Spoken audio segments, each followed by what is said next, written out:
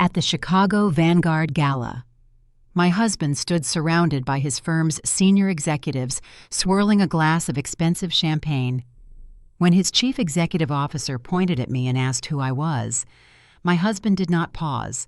He gestured at me with his free hand and let out a dismissive laugh. "Oh, her. She is just my assistant. She came along to hold my coat." The executives chuckled, their eyes sliding past me like I was invisible. I kept my face perfectly still. I took his heavy wool coat, folded it over my arm, and stepped back into the shadows. 10 minutes later, the charity host tapped the microphone. "And now please welcome tonight's top donor and the anonymous majority shareholder of Apex Capital to the stage." When my name echoed through the grand ballroom, my husband dropped his champagne flute. The glass shattered against the marble floor. The flashbulbs blinded the entrance of the Waldorf Astoria that evening. Julian Pierce, my husband of 4 years, adjusted his custom lapels and smiled for the cameras. He thrives on this energy. As a senior director at a prominent wealth management firm, Julian values optics above oxygen. I stood 2 steps behind him, wearing a simple black dress, playing the role he assigned me long ago. The quiet, unambitious wife who spent her days typing on a laptop at the kitchen island. The humiliation did not stop at the coat. Julian snapped his fingers, gesturing for me to step out of the frame so the corporate photographer could take a group shot. "Move to the side. Sloane, you are ruining the lighting," he muttered through a fixed smile. I stepped back, the rough fabric of his jacket weighing down my arm.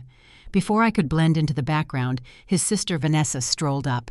She hooked her arm through Julian's, her eyes scanning my plain dress with sheer disdain. Her husband, DeAndre Harrison, walked a few paces behind her.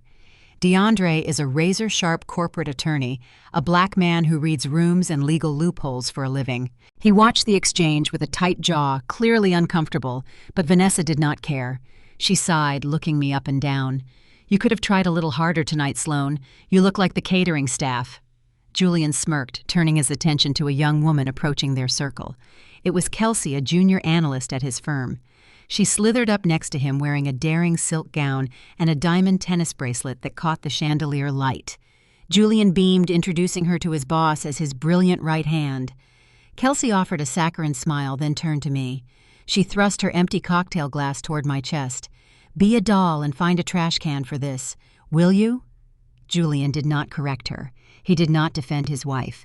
He just turned his back to me and continued his conversation about upcoming corporate mergers. My chest tightened. The urge to empty my own glass over his polished shoes burned in my throat. But I evaluate toxic people the same way I evaluate failing startups.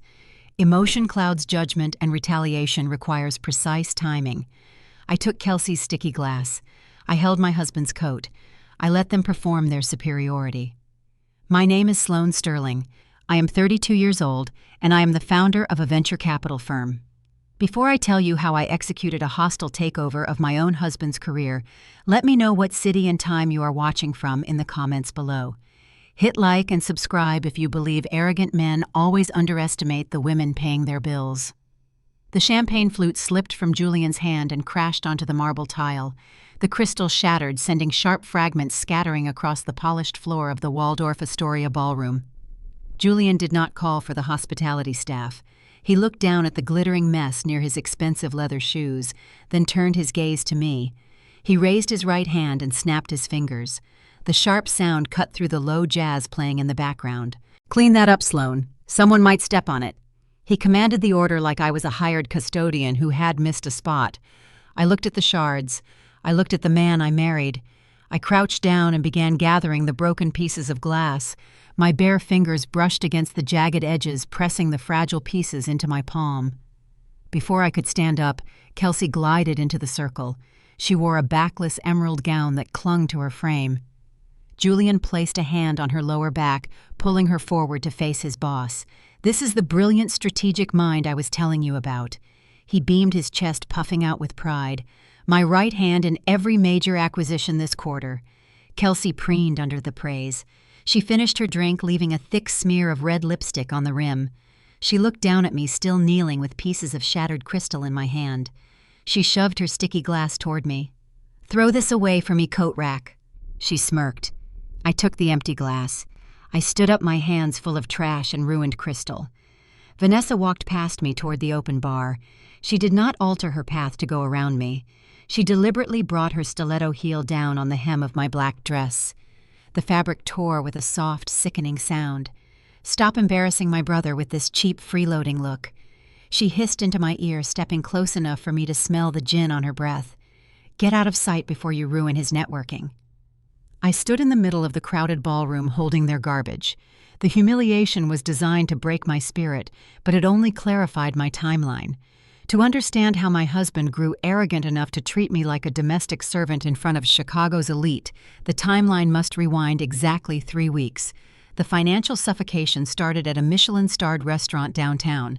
I had invited Vanessa and DeAndre to dinner at an upscale French bistro. I wanted to celebrate DeAndre securing a major victory at his corporate law firm. Vanessa ordered the most expensive caviar service and 3 bottles of vintage wine without glancing at the prices. She spent the entire evening complaining about her personal trainer and bragging about Julian's recent market success. I smiled and listened, playing the supportive sister-in-law. When the leather check holder arrived, I placed our joint platinum credit card on the silver tray. 5 minutes later, the sommelier returned. His expression held that tight practiced neutrality hospitality workers use when dealing with a quiet crisis. "I am so sorry, madam." The card was declined. "Do you have another form of payment?" The table went dead silent. The ambient noise of the restaurant seemed to fade away, leaving only the sound of my own heartbeat drumming in my ears. I reached for the card, my pulse spiking. I checked the name embossed on the plastic. It was the primary joint account. A cold knot formed in my stomach.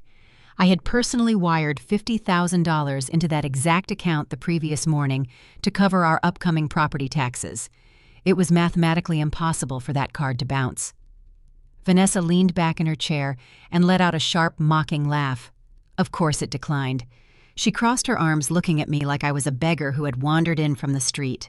"You spend all day typing on a laptop in your pajamas while Julian works himself to the bone. You are just a freeloader bleeding him dry. Do not look so shocked that he finally cut off your allowance." I stared at her. I did not have an allowance. I funded our entire lifestyle through my venture capital firm. DeAndre reached into his tailored jacket, pulled out his own corporate card, and handed it to the waiter. He did not say a single word to his wife. He just watched me. DeAndre studies human reactions for a living. He analyzes liars and victims in deposition rooms every single day. He saw the genuine confusion and sheer panic in my eyes. I knew a freeloader would act defensive or angry. I was acting like a bank manager who just discovered a leak in a secured vault. I left the restaurant and drove straight to our Gold Coast penthouse.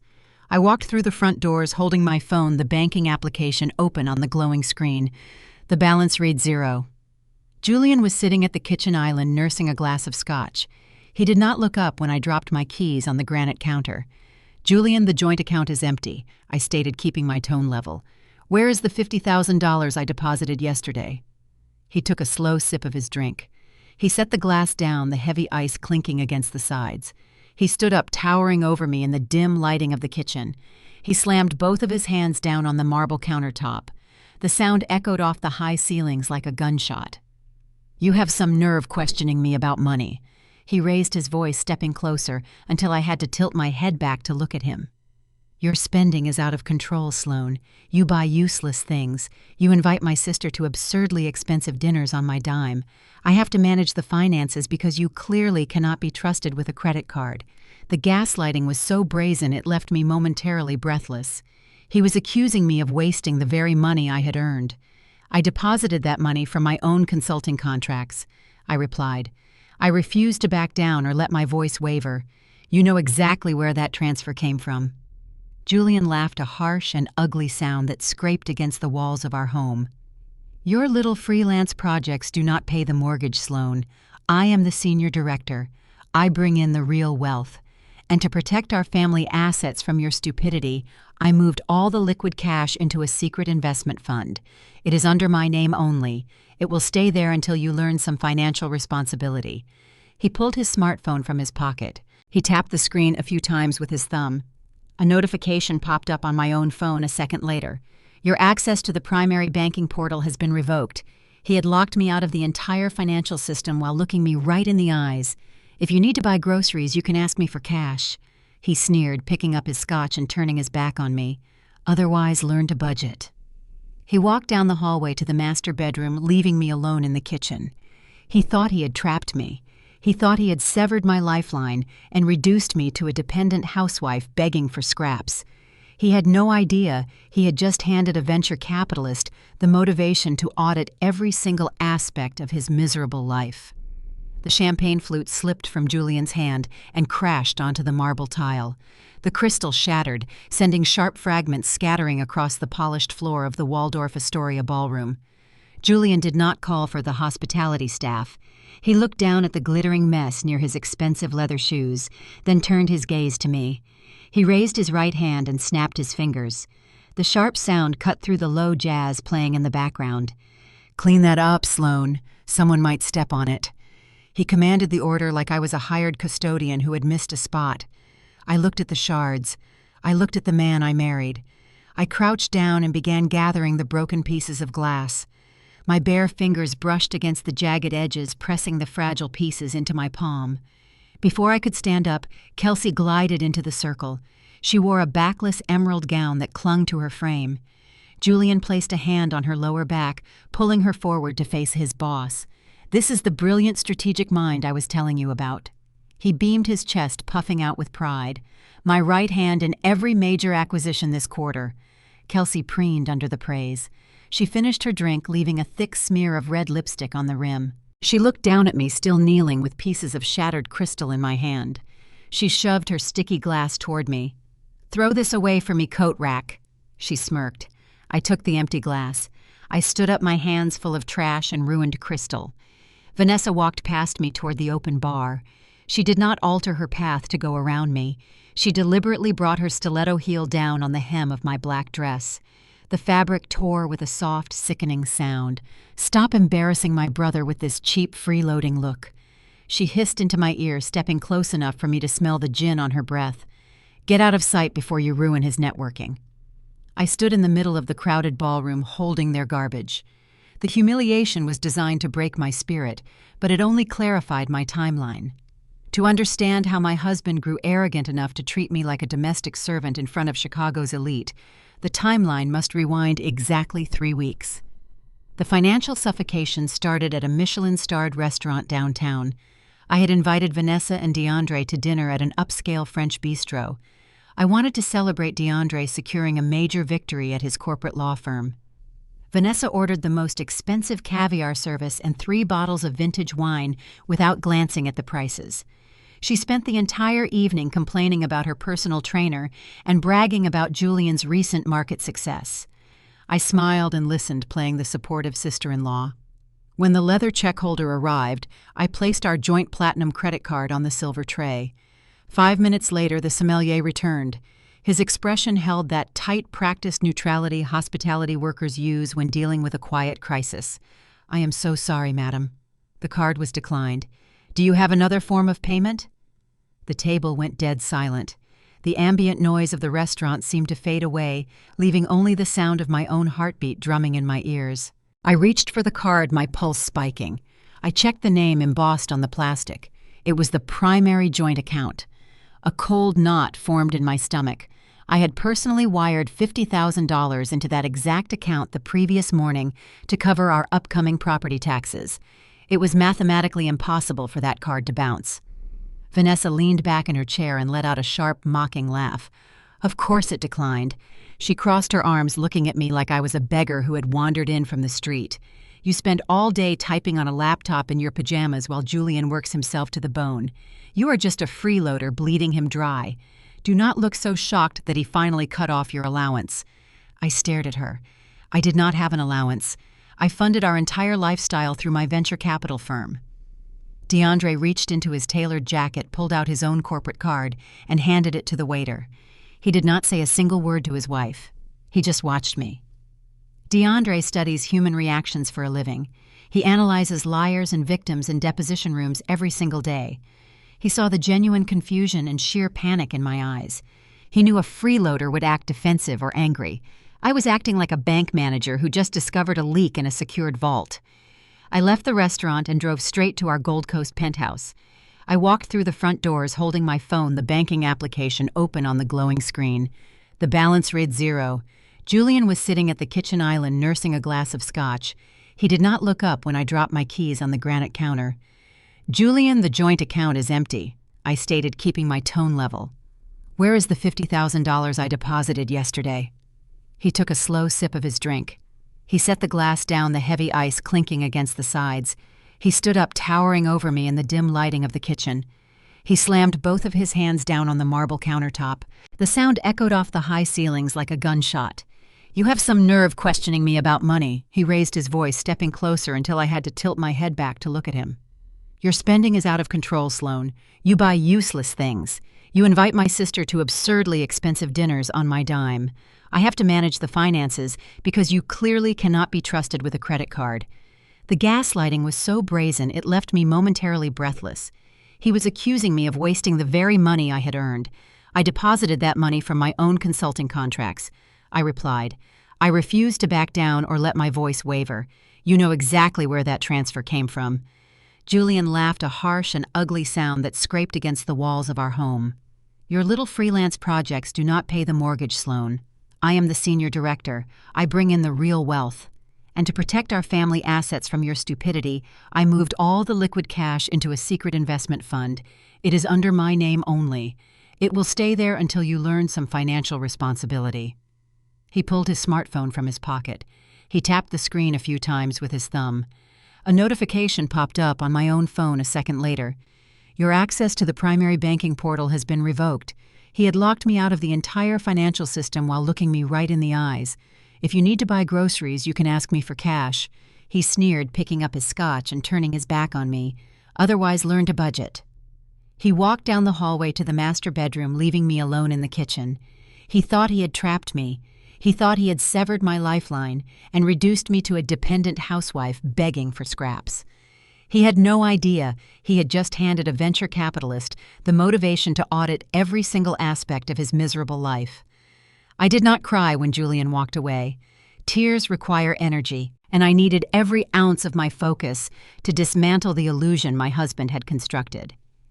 I waited in the dark kitchen until I heard the heavy oak door of the master bedroom click shut. I listened until his footsteps faded and the low, rhythmic sound of his breathing drifted down the hallway. Only then did I move. I walked to my home office and unlocked the heavy steel safe hidden beneath my desk. I retrieved my secondary laptop. The machine held 0 ties to the local network Julian monitored. As a venture capitalist who routinely dissects fraudulent tech startups and audits 9-figure term sheets, I possess a very specific set of skills. Julian believed he had locked me out of the financial system by changing a simple password on a consumer banking portal. He failed to realize that I did not need a front door to access the ledger. I had the routing numbers, the wire authorization codes, and the encrypted back-end access to every financial institution we utilized. The digital clock in the corner of the screen glowed quietly. Midnight. I initiated a forensic trace on the $50,000 he had siphoned from our joint reserves. Men like Julian are predictable. They believe their deceit is a masterpiece of corporate strategy, but they always leave a digital trail. He had not transferred the funds into a legitimate wealth management portfolio. He had routed the cash through a shell company registered in Delaware. A quick search of the state corporate registry revealed the entity name: Apex Consulting Solutions. A pathetic, uninspired title. I breached the shell company's transaction history. The glowing rows of data illuminated the dark office. The ledger told a story of grotesque indulgence. The $50,000 was not an isolated theft. It was merely the latest deposit in a long, systematic draining of my personal capital. I scrolled through the outgoing wire transfers over the past 8 months. The money did not sit in an index fund. It flowed directly to a high-end property management firm representing a luxury high-rise in the West Loop. I pulled the public lease records. The tenant occupying the penthouse unit was not Julian Pierce. The name on the lease was Kelsey. My husband was using the money I earned from funding software companies to pay the exorbitant rent for his 24-year-old junior analyst. I kept my breathing steady. I dug deeper into the shell company's credit card expenditures. The itemized receipts materialized on my screen. Cartier, Tiffany, a boutique jeweler in Paris. The dates of the transactions aligned perfectly with the days Julian claimed he was working late on merger acquisitions. I cross-referenced a recent charge for an emerald-cut diamond tennis bracelet. The purchase date was 2 weeks ago. The price tag matched the exact piece of jewelry Kelsey had flaunted at the charity gala. She had shoved her sticky champagne glass into my chest while wearing diamonds bought with the capital I generated. A cold, methodical calm washed over me. I did not feel sorrow. I felt the clinical precision of a surgeon preparing to amputate a rotting limb. But a luxury apartment and stolen diamonds were only the surface layer of his betrayal. Julian possessed an ego that demanded massive risks. I knew he would not stop at petty theft. I accessed the Uniform Commercial Code filings, a federal database used to track corporate debt and secured loans. I searched his name.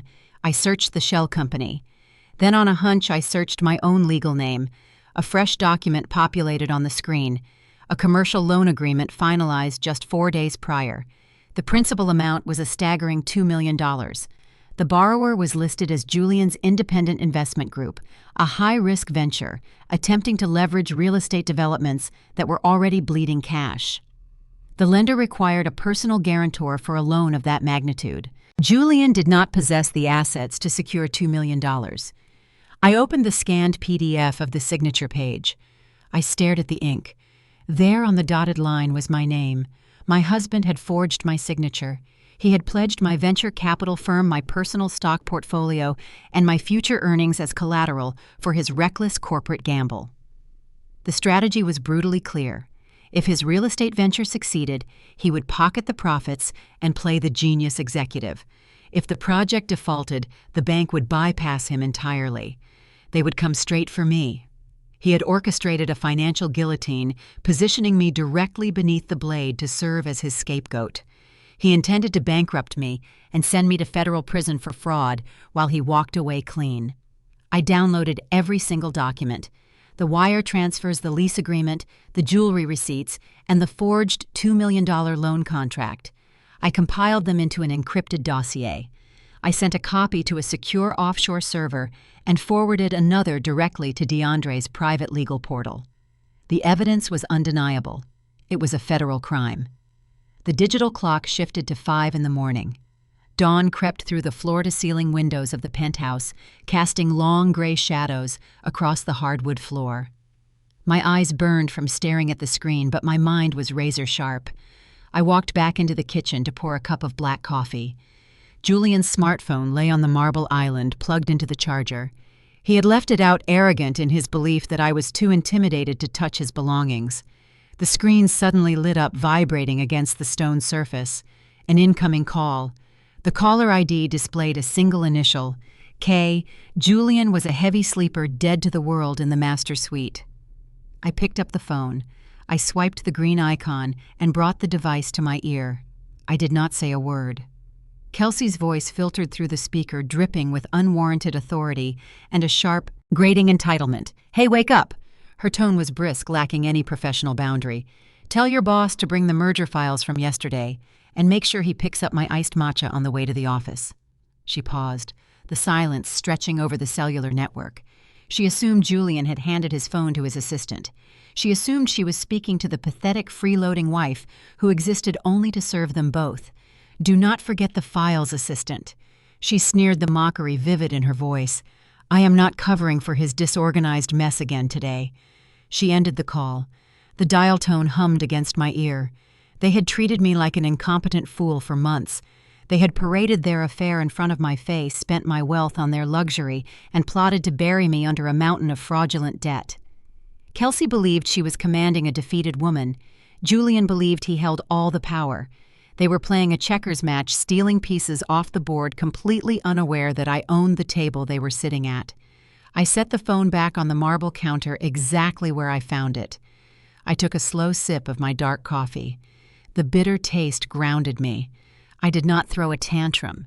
I did not wake him up to scream about the forged documents or the mistress demanding matcha. Confrontation is the weapon of the weak. I was not going to argue with a parasite. I was going to exterminate him. The sun breached the Chicago skyline, flooding the kitchen with harsh, unforgiving light. Today was not a day for tears. Today was the first day of the corporate slaughter. The sun had not yet breached the Chicago skyline when I stepped out of the bedroom, leaving Julian asleep and tangled in the high thread count sheets. He snored softly, a man at peace, convinced he had severed my only financial lifeline. I walked into the kitchen. I did not weep over the frozen bank application. Crying is a biological reaction to an unexpected loss. I had not lost anything. I had merely discovered a critical vulnerability in my portfolio, and venture capitalists do not shed tears over bad investments. We audit them. I poured cold water into the espresso machine and turned it on. While the coffee brewed, I retrieved my encrypted laptop from a hidden compartment inside my home office desk. Julian believed he had locked my consumer access to our retail banking portal. He forgot, or perhaps his ego never allowed him to comprehend, that I route our primary deposits through a sophisticated network of holding companies. My personal administrative credentials granted me backdoor access to the master routing numbers he used to siphon the funds. I sat at the kitchen island, bypassing the superficial retail locks and pulling the raw wire transfer logs directly from the server. The data cascaded down my screen in organized rows. Numbers leave a permanent footprint. It took me 20 minutes to locate his secret investment fund. Julian had routed the $50,000 through a shell limited liability company registered in Delaware. He named the entity Horizon Ventures, a predictable, unimaginative name for a man who fancied himself a Wall Street shark. I bypassed the firewall on the holding account and pulled the expense reports for the past 8 months. The ledger read like the transactional diary of a cliché midlife crisis. There were no mutual funds. There were no treasury bonds. The disbursements flowed directly to luxury retailers and high-end real estate brokers. $6,000 wired to a boutique jewelry store on Oak Street. $12,000 spent on a diamond tennis bracelet. The same bracelet I had seen catching the chandelier light on his junior analyst just hours before at the charity gala. I traced the largest recurring expense on the spreadsheet, $8,000 a month wired to an elite property management group located in the South Loop. I accessed the public property tax records and cross-referenced the unit number. The registered tenant was Kelsey Adams. Julian was not protecting our family assets from my financial irresponsibility. He was bleeding our marriage dry to fund a luxury penthouse and designer diamonds for his 24-year-old subordinate. The betrayal was sterile, laid out in columns and decimal points. He had traded our financial security for a cheap office affair. He stood in our kitchen just hours ago, berating me for spending money on a dinner while he funneled my earnings to his mistress. Infidelity is common. Arrogant men cheat because their fragile egos demand constant applause from a subordinate audience. The affair did not shock me. The next line item on the ledger made my blood run cold. I noticed a glaring discrepancy in the debt-to-income ratio of the shell company. Horizon Ventures was servicing a monthly interest payment far too large for the capital it held. I ran a secondary search through the commercial lending database, utilizing my firm's access credentials. The results loaded, displaying a commercial loan agreement underwritten by a major offshore bank. The principal amount read $2 million. Julian had secured a high-risk bridge loan to finance a highly speculative commercial real estate venture. It was a toxic deal, the kind of junk debt no reputable firm would touch without a sacrificial lamb to absorb the risk. If the market shifted even a fraction of a percent, the offshore bank would demand immediate repayment. I opened the scanned document of the loan agreement and scrolled down to the guarantor signatures. Julian had signed as the managing director of Horizon Ventures. Beneath his name, listed as the primary personal guarantor holding full liability for the $2 million debt, was my name, Sloane Sterling. My eyes traced the ink on the screen. The curves and loops were a flawless imitation of my handwriting. He had practiced forging my consent. If his speculative venture defaulted, the offshore bank would not seize his wealth management firm. They would not garnish his salary. They would come directly for me. They would seize my hidden equity auction off my properties and force me into a devastating bankruptcy. Julian was not just sleeping with his secretary. He was engineering my financial execution. He planned to use me as a human shield for his corporate gambling. He intended to walk away clean while I faced federal fraud investigations and ruin. The sheer gravity of his crime hung in the dim light of the kitchen. I closed the laptop. The digital clock on the microwave read 5:30 in the morning. The espresso machine hissed as it finished brewing. A soft buzzing noise broke the silence. Julian had left his smartphone charging on the granite island counter. The screen illuminated, casting a harsh white light across the stone. The caller ID simply read K. I stared at the glowing device. Julian was still asleep down the hall. I reached out and tapped the green icon to accept the call. I brought the phone to my ear. I did not say a single word. I just listened. "Sloane, is he awake yet?" Kelsey demanded. Her voice was raspy, laced with arrogant authority. She did not sound like a junior analyst calling her superior. She sounded like a woman who owned the man sleeping in the next room. I maintained my silence, regulating my breathing. I let her speak into the quiet line. "Look, I know you usually fetch his dry cleaning on Thursdays, but skip it today." Kelsey sighed, clearly annoyed by my lack of response. "Just tell your boss to bring yesterday's merger files to my apartment before the 9 o'clock briefing. Do not forget the files this time, assistant. He needs them for the board meeting." She ended the call. The dial tone hummed against my ear. I lowered the phone and placed it back on the charging pad exactly as I found it. The puzzle pieces locked together with sickening clarity. Kelsey did not just view me as the oblivious wife. Julian had actively diminished my role in my own marriage to elevate his mistress. He had convinced his subordinate that I was nothing more than a glorified domestic worker who managed his schedule and ran his errands. They had been playing me for a fool for months, laughing behind my back, while they drained my accounts and set me up for a federal fraud charge. A cold, sharp clarity washed over me. I walked over to the kitchen sink and washed my hands. The water ran freezing cold over my skin. Julian wanted to treat me like a disposable asset. He wanted to forge my name on a toxic debt and lock me out of my own life. He assumed my silence meant I was weak, uneducated, and incapable of fighting back. I dried my hands on a fresh towel. I poured my espresso into a ceramic mug. I was a venture capitalist. I specialized in identifying failing enterprises, stripping away the useless management, and liquidating the remains for maximum profit. My marriage was no longer a partnership. It was a hostile market environment. Julian Pierce was a bad investment, and I was going to dismantle his life, his career, and his fragile ego, brick by brick. The countdown had just begun. I took a sip of my espresso, letting the bitter warmth ground me. Footsteps echoed down the hardwood hallway. Julian marched into the kitchen, adjusting the cuffs of his bespoke navy suit. He exuded the practiced ease of a man who believed the world revolved around his schedule. He did not ask how I was doing. He did not offer an apology for freezing my bank access the night before. Instead, he tossed a thick stack of stapled legal paper onto the granite island. The heavy document landed right next to my ceramic mug with a dull thud. "Sign the last page. We need this finalized before I head to the office," he commanded, pulling a silver fountain pen from his breast pocket and placing it on top of the paper. I set my espresso down. I looked at the bold black lettering across the top page, post-nuptial agreement and waiver of asset claims. I ran my eyes over the first few paragraphs. It was a masterpiece of financial suffocation. The clauses dictated that in the event of a divorce, I would waive all rights to alimony, surrender any claim to his current and future investment portfolios, and agree to assume individual liability for any commercial debt registered under my name. He was trying to legally bind me to the $2 million fraudulent loan while securing his own exit strategy. "What is this, Julian?" I kept my voice even, projecting the confusion of a clueless housewife. "It is a reality check." He leaned against the counter, crossing his arms. "You proved last night that you have no concept of money management. I am restructuring our assets to protect my wealth.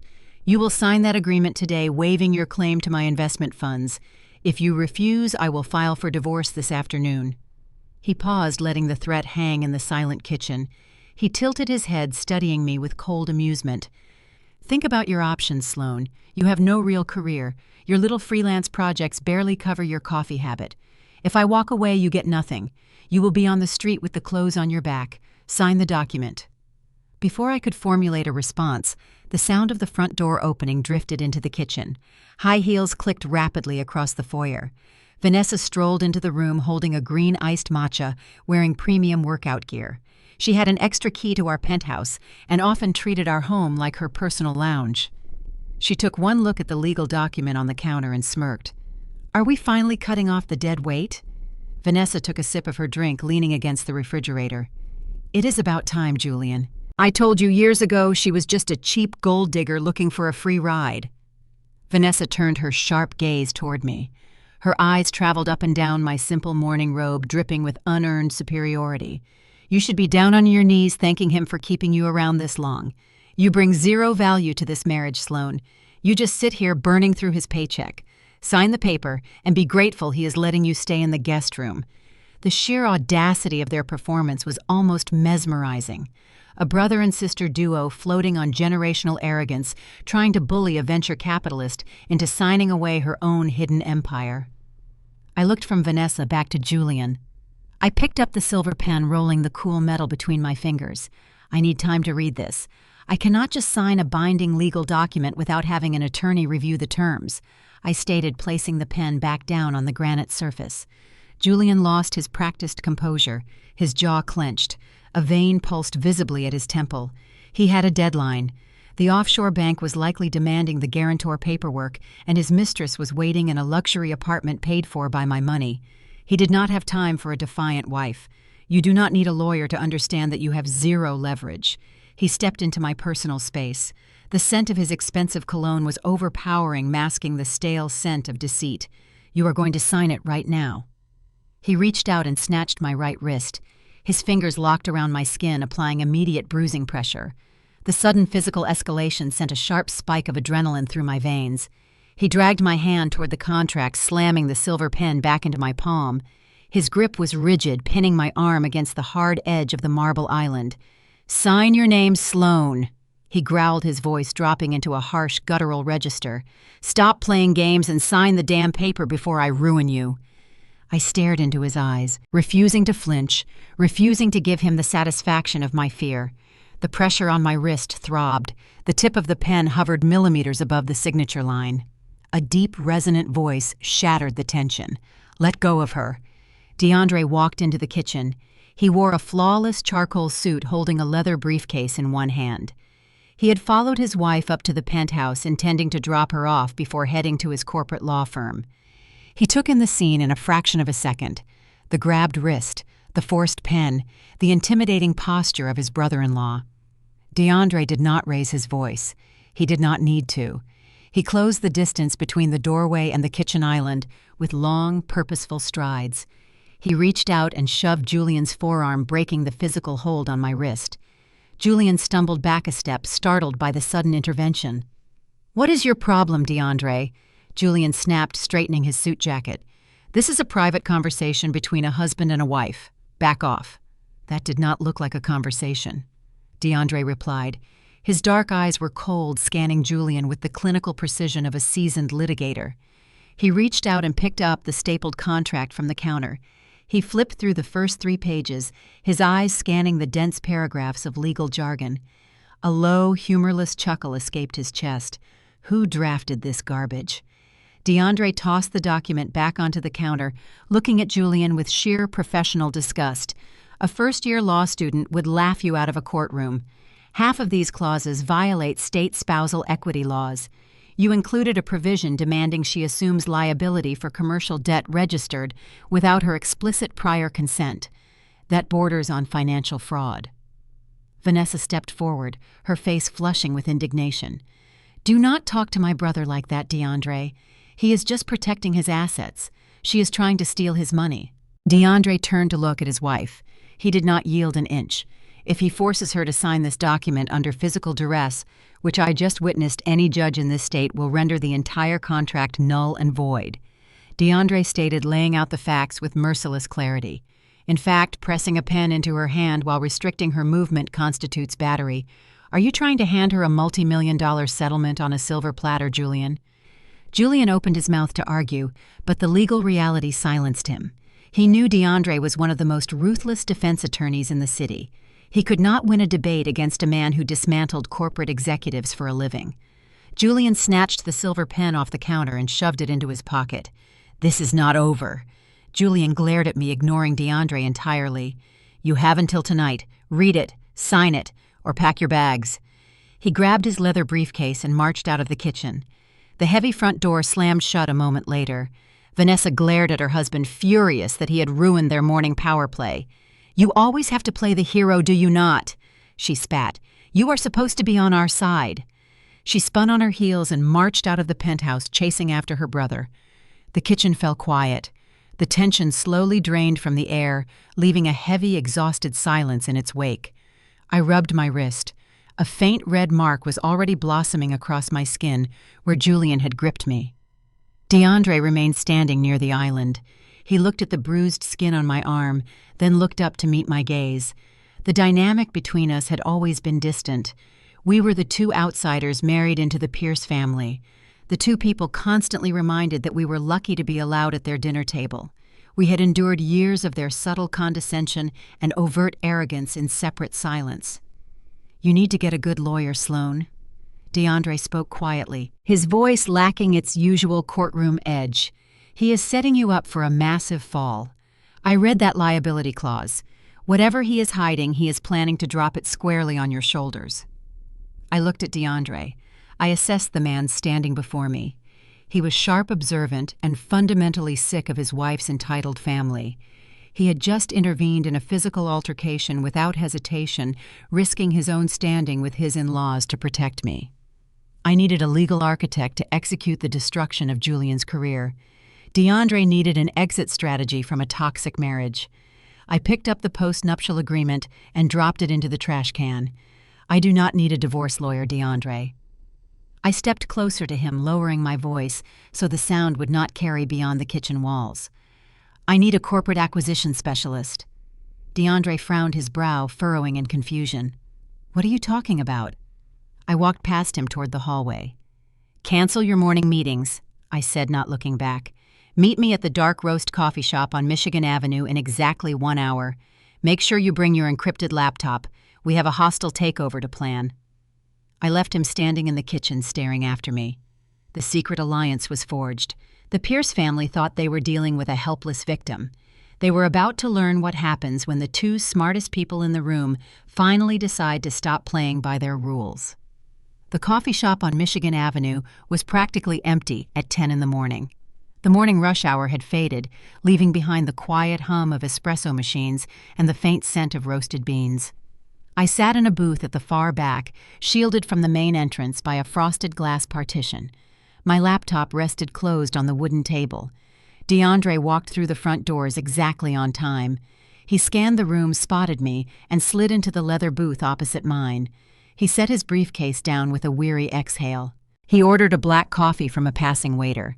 He looked at my bruised wrist, then at my face. He expected tears. He expected a terrified, betrayed housewife asking how to hide her meager savings before a brutal divorce filing. I did not offer tears. I opened my laptop, entered a dual authentication passcode, and turned the screen to face him. "Look at the aggregate holdings," I instructed, keeping my voice low and steady. DeAndre adjusted his tie, leaning forward to inspect the screen. His eyes darted across the digital ledger. He processed the corporate structuring, the offshore holding entities, and the finalized venture capital investments. He read the primary entity name aloud. Apex Capital. DeAndre is a corporate attorney. He knows how to read capitalization tables and decipher complex wealth management structures. He traced the primary shareholder line item. He saw the controlling interest. He looked up at me, his brow furrowed in sheer disbelief. "You do not just have a savings account, Sloane. You manage a fund worth hundreds of millions. You are the principal architect of Apex Capital." I took a sip of my dark roast. "Yes, I built it silently over the past 5 years. While Julian bragged about his annual bonuses and Vanessa ridiculed my non-existent career, I was funding the very technology sectors their wealth management firm relies on to stay solvent." DeAndre looked back at the screen. He scrolled down to the active portfolio acquisitions. His index finger stopped on a specific line item. He exhaled a sharp breath, the realization hitting him like a physical blow.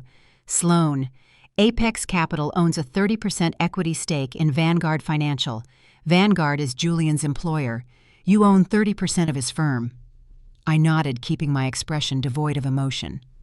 "I acquired the voting shares through proxy buyers last quarter. Julian thinks he is climbing the corporate ladder. He does not realize I own the rungs." DeAndre leaned back against the leather booth. The reality of the situation washed over him. For years he had endured Vanessa and Julian mocking me at every family dinner. He had stood by while they paraded their generational wealth, treating me like a charity case who should be grateful for a roof over my head. Now sitting across from him was a woman who could buy and sell their entire lineage before lunch. DeAndre ran a hand over his jaw. He let out a low, humorless laugh. They called you a gold digger. They treated you like a domestic servant. Julian put a pen in your hand this morning thinking you were destitute. He is a dead man walking. DeAndre leaned forward, resting his forearms on the table. The dynamic shifted instantly. We were no longer in-laws exchanging awkward pleasantries. We were corporate strategists mapping a battlefield. You need to know his current position. DeAndre kept his voice barely above a whisper. Julian is positioning himself for a major leap. Vanguard Financial is preparing to merge with a European conglomerate next month. If the merger goes through, Julian is slated to be named Vice President of Global Strategy. It is the promotion he has wanted for his entire career. He is using that fraudulent $2 million offshore loan to pad his division's quarterly numbers. He wants to ensure his portfolio looks flawless to secure the VP chair. And Kelsey? I asked, bringing the mistress into the light. DeAndre nodded slowly. She is not just his secretary. She is handling the unauthorized internal transfers. Julian is letting her draft the financial disclosures for the upcoming merger. They are inflating the asset valuations to make his department look irresistible to the European buyers. If a forensic audit catches the inflated numbers, Vanguard will collapse. But Julian thinks his promotion will grant him enough security clearance to bury the discrepancies before the auditors arrive. Divorce is the standard protocol for infidelity and financial abuse. DeAndre stated, pulling a yellow legal pad from his briefcase. I can draft the dissolution papers by noon. We freeze his personal assets, expose the fraudulent loan to a family court judge, and secure a restraining order for the physical altercation this morning. We strip him of half his net worth and walk away clean. I reached across the table and pushed his legal pad away. I am not filing for divorce, DeAndre. A divorce is a negotiation. A divorce splits assets and gives the enemy time to hire defense counsel. Julian wants to discard me with nothing. I am not going to merely take half of his checking account and leave him to enjoy his new title. I tapped my fingernail against the laptop lid. I want Vanguard Financial. I want the European merger. I want the vice president chair he is bleeding himself dry to secure. DeAndre stared at me, his legal mind analyzing the magnitude of my demand. You want to execute a hostile takeover? Yes, I replied. Apex Capital already holds 30% of the voting shares. We need 51% to force a leadership liquidation. I have the capital ready to deploy to acquire the remaining 21% from the minority shareholders. But I need an inside operative to draft the acquisition contracts, maneuver the regulatory filings, and bypass Vanguard's board of directors without triggering an early warning system. I looked DeAndre straight in the eyes. I need a chief legal officer for my holding company. I need someone who knows how to dissect Julian's fraudulent contracts and use them to orchestrate a legal checkmate. If you execute this acquisition, you walk away from Vanessa and the Pierce family with an equity stake in my empire and a corner office overlooking the city. You will never have to listen to your wife belittle your ambition again. DeAndre did not hesitate. He had spent years watching his own hard work be diminished by his entitled in-laws. He recognized a winning hand when it was dealt across the table. He slid his legal pad back into his briefcase. He pulled out a secure encrypted flash drive and placed it next to my coffee cup. I have access to Vanguard's internal corporate registry. DeAndre said, a cold, calculating edge entering his tone. I will draft the proxy purchasing agreements tonight. We will buy out the minority shareholders through dummy corporations to keep your name off the radar.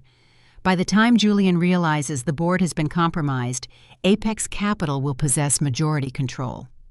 We sat in the quiet coffee shop finalizing the architecture of Julian's ruin. The plan required flawless execution. Any deviation would alert Julian's executives and trigger defensive maneuvers. DeAndre outlined the timeline. The European merger gala was fast approaching. Julian intended to announce his promotion at that exact event, surrounded by the elite figures of Chicago finance. We decided to let him climb the pedestal. We would let him dress in his finest tuxedo, gather his colleagues, and stand under the spotlight. We would let him reach the apex of his career before cutting the support beams. DeAndre checked his silver watch. He needed to return to his firm to begin the drafting process. Before he stood up, he offered a grim reminder of the immediate future. Julian is hosting a private dinner party at your penthouse tomorrow evening. He invited the Vanguard Executive Board to cement his VP nomination. Kelsey will be there. Vanessa will be there. Julian expects you to play the obedient, silent wife serving hors d'oeuvres. You have to maintain your cover, Sloane. If you show a fraction of your real power, he will panic and move the fraudulent debt faster.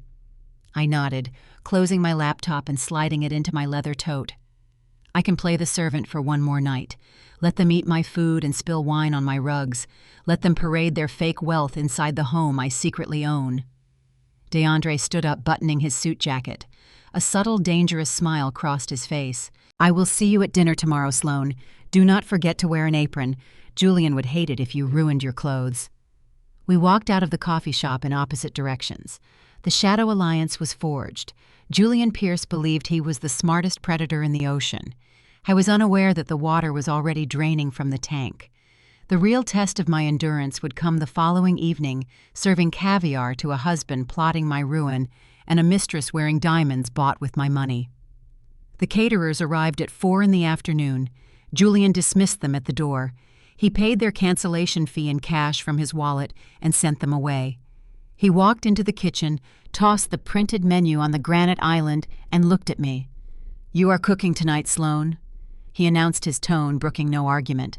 "The executive board expects an intimate home-cooked meal. It shows stability. It shows that I am a family man capable of managing domestic operations as well as corporate ones. Put on an apron and start prepping." The board arrives at 7. I looked at the complex 5-course menu the caterers had planned. Duck AL orange truffle risotto seared scallops. He wanted me to single-handedly prepare a gourmet meal for 10 executives while maintaining the immaculate appearance of a high-society wife. He wanted me stressed, exhausted, and relegated to the background. I tied a simple white apron over my black dress. I did not complain. I did not argue. I began chopping shallots. By 7:30, the penthouse echoed with the deep, booming laughter of corporate executives and the clinking of heavy crystal. The Vanguard Financial Board members occupied the velvet sofas in our living room, sipping rare bourbon and discussing the impending European merger. Julian held court in the center of the room, looking every bit the triumphant heir apparent. He wore a velvet smoking jacket and poured drinks with practiced ease. I moved silently between the kitchen and the dining area, carrying heavy silver trays of hors d'oeuvres. I played the role to perfection, the silent, supportive wife who kept the glasses full and the conversation flowing seamlessly around her. I refilled the CEO's wine glass. He barely glanced at me, offering a curt nod before turning his attention back to Julian. I was not a person to them. I was infrastructure. At 8 o'clock, the front door chimed. I emerged from the kitchen carrying a tray of seared scallops, just in time to see Julian open the heavy oak door. Kelsey stepped into the foyer. She wore a backless crimson dress that left very little to the imagination. She carried a bottle of cheap wine, a transparent attempt to look like a polite guest. The diamond tennis bracelet I had identified in the offshore ledger glittered brightly on her right wrist. Julian greeted her with a warm, lingering hug that pushed the boundaries of professional conduct. He stepped back, keeping his hand on her waist for a fraction of a second too long. He turned to the executives. "Gentlemen, this is Kelsey Adams, my lead strategic analyst. She has been instrumental in preparing the valuation models for the merger." The executives offered polite greetings. Kelsey preened, stepping fully into the living room. She handed the cheap wine to me as I passed by with the food tray. "Be a sweetheart and decant this, will you?" she said, her voice dripping with artificial sweetness. "And make sure it breathes for at least 20 minutes. I took the bottle. I did not break eye contact with her. The diamonds on her wrist caught the ambient light sparkling with the money she and my husband had stolen from my holding companies. I took the wine into the kitchen and poured it directly down the sink. I replaced it with a $200 Cabernet from my personal cellar. I refused to serve garbage in my own home, even to garbage people. Dinner commenced at the long mahogany dining table. I served the main course, moving quietly behind the heavy wooden chairs.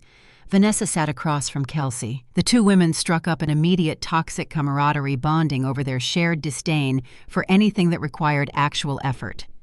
DeAndre sat at the far end of the table, nursing his water glass. He caught my eye as I poured his drink. A silent, imperceptible nod passed between us. The proxy acquisitions were moving forward. As the executives finished their duck, the CEO leaned forward, addressing Julian directly. "The European conglomerate is demanding a flawless synergy strategy, Julian. We need a concrete operational model to ensure the transition does not disrupt our current client portfolios. What is your proposal?" Julian wiped his mouth with a linen napkin. He leaned back, exuding total confidence. He launched into a detailed 30-minute presentation regarding decentralized asset management and regional portfolio integration. He spoke eloquently about mitigating risk through fragmented holding structures and leveraging offshore tax variances to maximize the European capital influx. The board listened, nodding in deep approval. The CEO looked genuinely impressed. I stood near the sideboard, a silver water pitcher in my hands, listening to my husband speak. The presentation was brilliant. It was flawless. It was also entirely my idea. 3 months prior, Julian had complained about the theoretical logistics of an international merger over breakfast. I had casually outlined a venture capital strategy for decentralized asset management, sketching the operational flow on a napkin. He had laughed at me then, calling it a naive fantasy from someone who did not understand real corporate finance. Now he was delivering my exact strategy word for word to secure his promotion. He was stealing my intellectual property and passing it off as his own genius. "That is a magnificent strategy, Julian." The CEO praised, raising his glass. "It shows real vision. You clearly possess the leadership acumen Vanguard requires moving forward." Julian smiled, raising his own glass in return. "Thank you, sir. I have spent months developing the framework. It requires a dedicated, focused mind to see the larger picture." He glanced over his shoulder at me, a cruel, mocking light in his eyes. Something a person only learns through grueling corporate experience, not sitting at home. Vanessa chuckled loud enough for the table to hear. Kelsey laughed along, leaning closer to the CEO. "Julian is simply a visionary," she purred. "We are so lucky to have his leadership steering the ship." I gripped the handle of the silver pitcher. The urge to hurl the icy water directly into Julian's smug face was overwhelming. I forced my muscles to relax. A venture capitalist does not react to theft with anger. A venture capitalist secures the patent and sues the thief into oblivion. I walked around the table to clear the empty dinner plates. I approached Kelsey's seat. She leaned back casually, extending her right arm. The movement was deliberate. As I reached for her porcelain plate, she flicked her wrist. The heavy crystal goblet containing her dark red wine tipped over. The dark liquid splashed violently across the table, cascading off the polished edge and directly onto the front of my white apron and the black dress beneath it. The red stain bloomed instantly, soaking through the fabric. "Oh, I am so clumsy," Kelsey gasped, bringing her hands to her mouth in a mockery of shock. "I am so sorry, Sloane. You should really be more careful when you reach across guests." The conversation around the table halted. The executives looked at the spreading stain, then looked away, uncomfortable with the domestic disruption. Julian did not offer a napkin. He did not ask if I was all right. He slammed his hand down on the table, his face flushing with anger. "Look what you did, Sloane." He snapped, his voice sharp and reprimanding. "You are ruining a critical business dinner with your clumsy incompetence. Go clean yourself up and fetch a towel for the mess you made on my table. Do not come back out until the dessert is plated." He dismissed me in front of his boss, his sister, and his mistress. He treated me like a poorly trained servant who had disgraced his household. Vanessa sighed loudly. "Honestly, Julian, you need better hired help," she muttered, picking up her wine glass. I looked down at the dark red wine dripping from my dress onto the expensive Persian rug. I looked at Kelsey, who was hiding a triumphant smirk behind her linen napkin. I looked at my husband, whose eyes were filled with absolute contempt. He thought he had completely broken me. He thought he had reduced me to a stain on his floor. I did not argue. I did not defend myself. I bowed my head slightly, an image of perfect submission. I apologize for the disruption.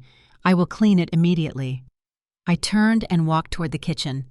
As I passed DeAndre, I saw his jaw clenched so tightly, a muscle ticked in his cheek. He was furious on my behalf, struggling to maintain his own cover. I offered him a barely perceptible, chilling smile. I walked into the kitchen and closed the swinging door behind me.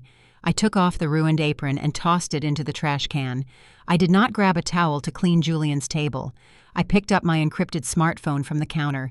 I opened a secure messaging application and sent a single encrypted text to my offshore broker. Initiate Phase 2. Flood the market with the dummy shares. Force the margin call on the Horizon Ventures loan. I set the phone down.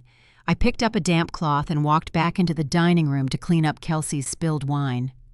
I wiped the dark liquid from the polished mahogany, moving with slow, methodical precision. Julian ignored me, launching back into his stolen presentation. Kelsey stroked her diamond bracelet. Vanessa drank her wine. They were celebrating their absolute dominance. They were oblivious to the fact that I had just signed the financial execution order for their entire reality.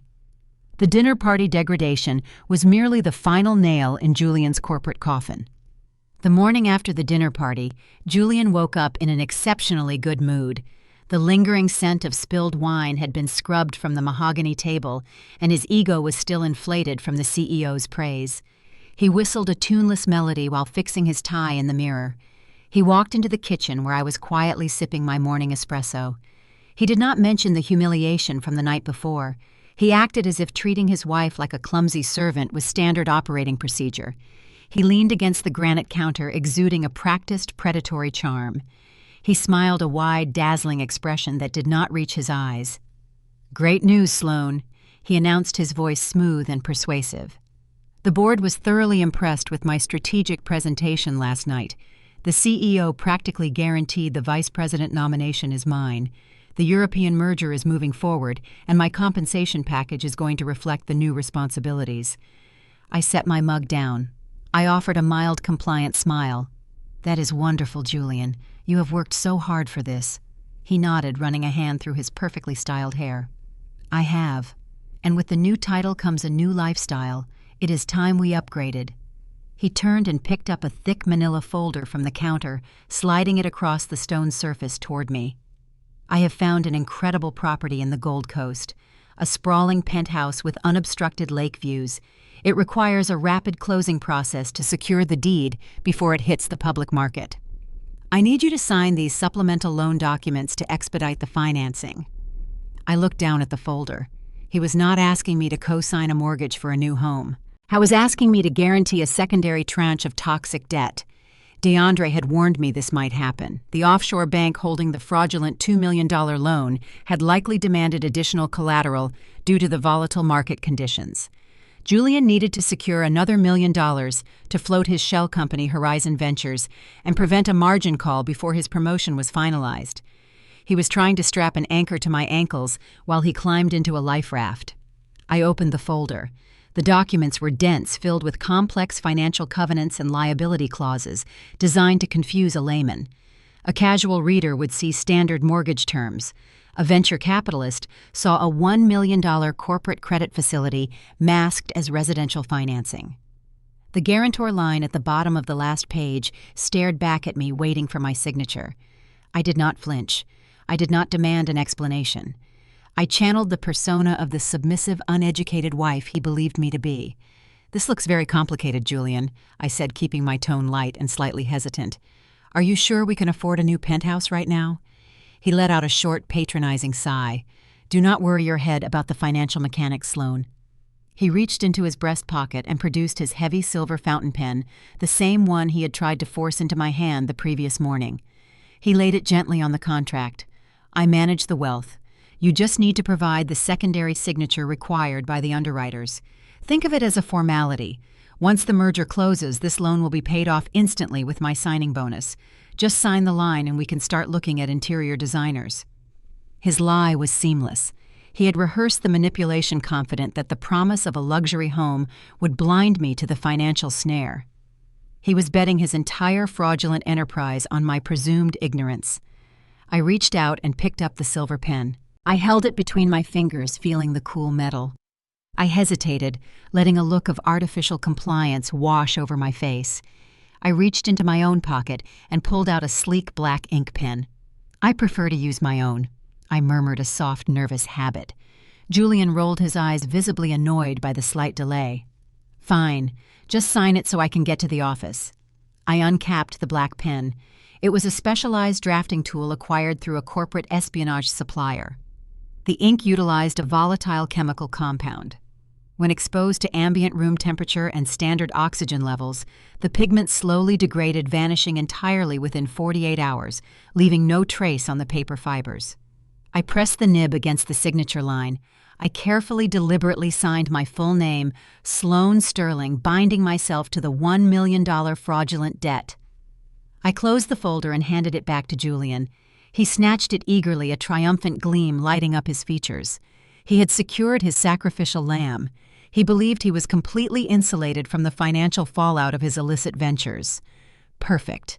He slipped the folder into his leather briefcase. Pack a bag this weekend. We will go celebrate at the lake house once the board finalizes the paperwork. He turned and walked briskly out of the kitchen, the front door closing solidly behind him a moment later. I stood in the quiet kitchen. I set the vanishing ink pen down on the counter.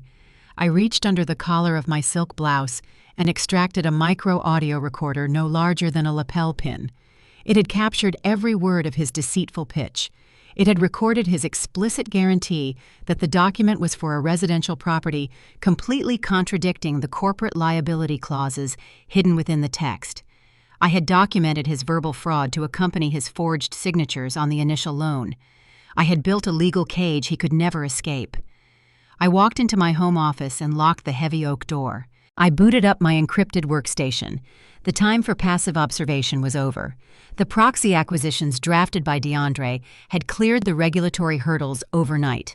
Apex Capital now possessed 51% of the voting shares for Vanguard Financial. I was no longer a minority stakeholder. I was the majority owner.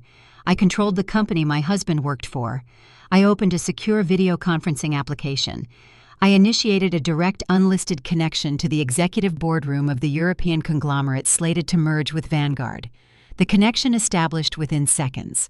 The screen split into multiple frames, revealing a panel of stern, highly cautious European executives sitting around a massive glass table in Frankfurt.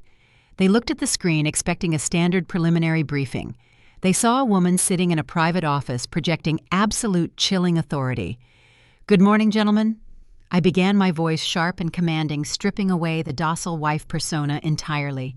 "My name is Sloane Sterling. I am the principal founder and chief executive officer of Apex Capital." The executives exchanged confused, startled glances. The lead negotiator, a stoic German financier, leaned closer to the microphone. "Ms. Sterling, we were not informed that Apex Capital was involved in the Vanguard acquisition. What is the meaning of this intrusion?" "I am not involved in the acquisition," I stated, looking directly into the camera lens. "I own Vanguard Financial. My firm finalized a hostile takeover of the majority voting shares at 0600 hours Eastern Standard Time this morning. The current Vanguard Executive Board operates at my discretion." A heavy, stunned silence fell over the Frankfurt boardroom. A hostile takeover of a target company weeks before a merger was a catastrophic market event. The lead negotiator narrowed his eyes. "If you own the majority shares, Ms. Sterling, how does this impact our pending merger agreement?" "It impacts the agreement significantly," I replied, my tone devoid of emotion.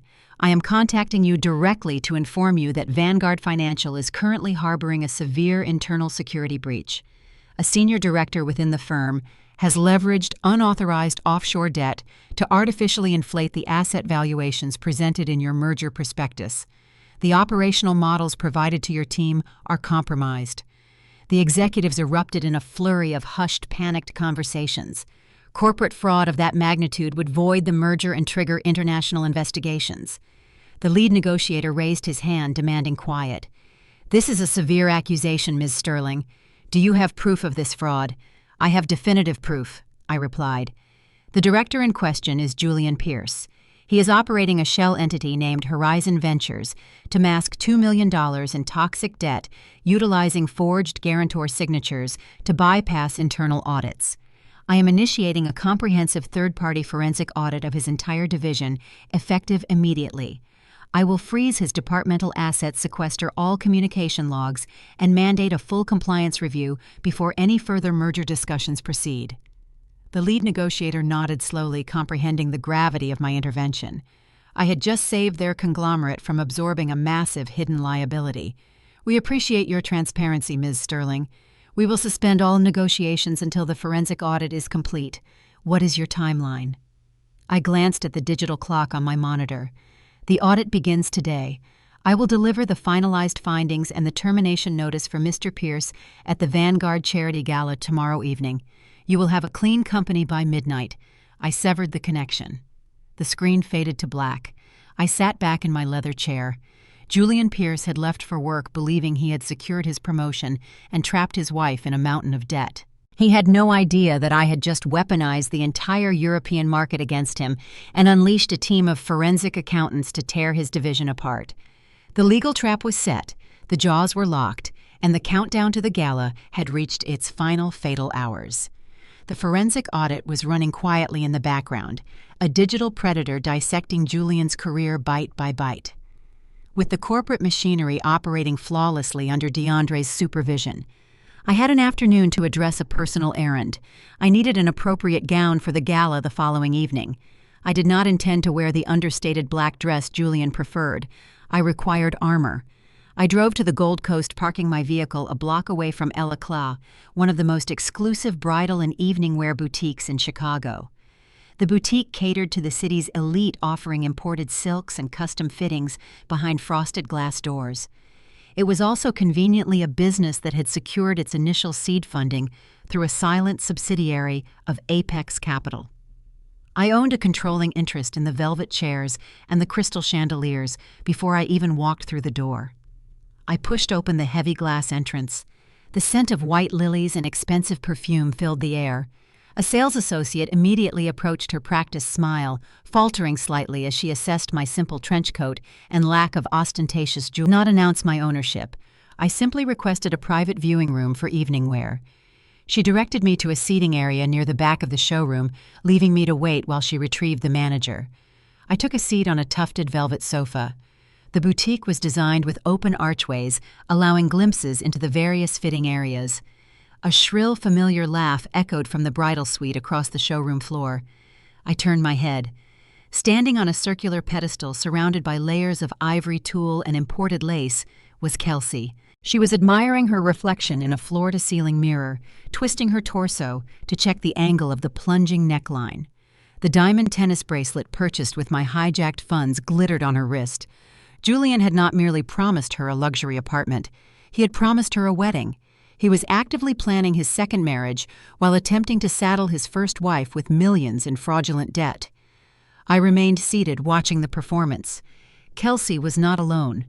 2 junior associates from Vanguard Financial were sitting on the velvet chairs opposite the pedestal, sipping complimentary champagne and playing the role of dutiful bridesmaids. They were subordinates eager to please the woman they believed would soon be the vice president's wife. "This is the one," Kelsey announced loudly, ensuring her voice carried across the quiet boutique. "It is exactly what Julian envisioned for a destination wedding in Como. He told me to spare no expense. He wants the new Mrs. Pierce to look flawless." One of the associates giggled, raising her glass. "You look amazing, Kelsey. Julian is so lucky. I cannot believe he is finally getting rid of that dead weight he is married to." Kelsey scoffed, stepping down from the pedestal and admiring the train of the gown. "Oh, please. Sloane is a nobody. She sits at home all day, contributing absolutely zero to his life. Julian told me she does not even understand basic finance. She just nods and signs whatever he puts in front of her. He is dumping her as soon as the merger clears. He is giving her a tiny settlement just to make her go away quietly." The sheer delusion was staggering. Julian had convinced this 24-year-old analyst that he was a titan of industry, and I was a helpless casualty. He had promised her the world using a stolen credit card. I stood up from the velvet sofa. I did not hide in the shadows. I walked slowly, deliberately across the polished hardwood floor, my heels clicking a steady rhythm that drew the attention of the sales staff. I stopped at the entrance of the bridal suite. The 2 junior associates noticed me first. The color drained from their faces simultaneously. They recognized me from the rare company holiday parties Julian forced me to attend. They lowered their champagne glasses, suddenly terrified of being caught gossiping about the boss's wife. Kelsey turned around, annoyed by the sudden silence. She spotted me standing in the archway. For a fraction of a second, panic flared in her eyes. Then her arrogance took over. She straightened her posture, lifting her chin in a display of unearned superiority. She genuinely believed she held the winning hand. "Well," Kelsey drawled, a nasty smirk spreading across her face. "Look who wandered out of the suburbs. Are you lost, Sloane? The discount racks are a few blocks down. This boutique is a little out of your price range." I stepped into the suite.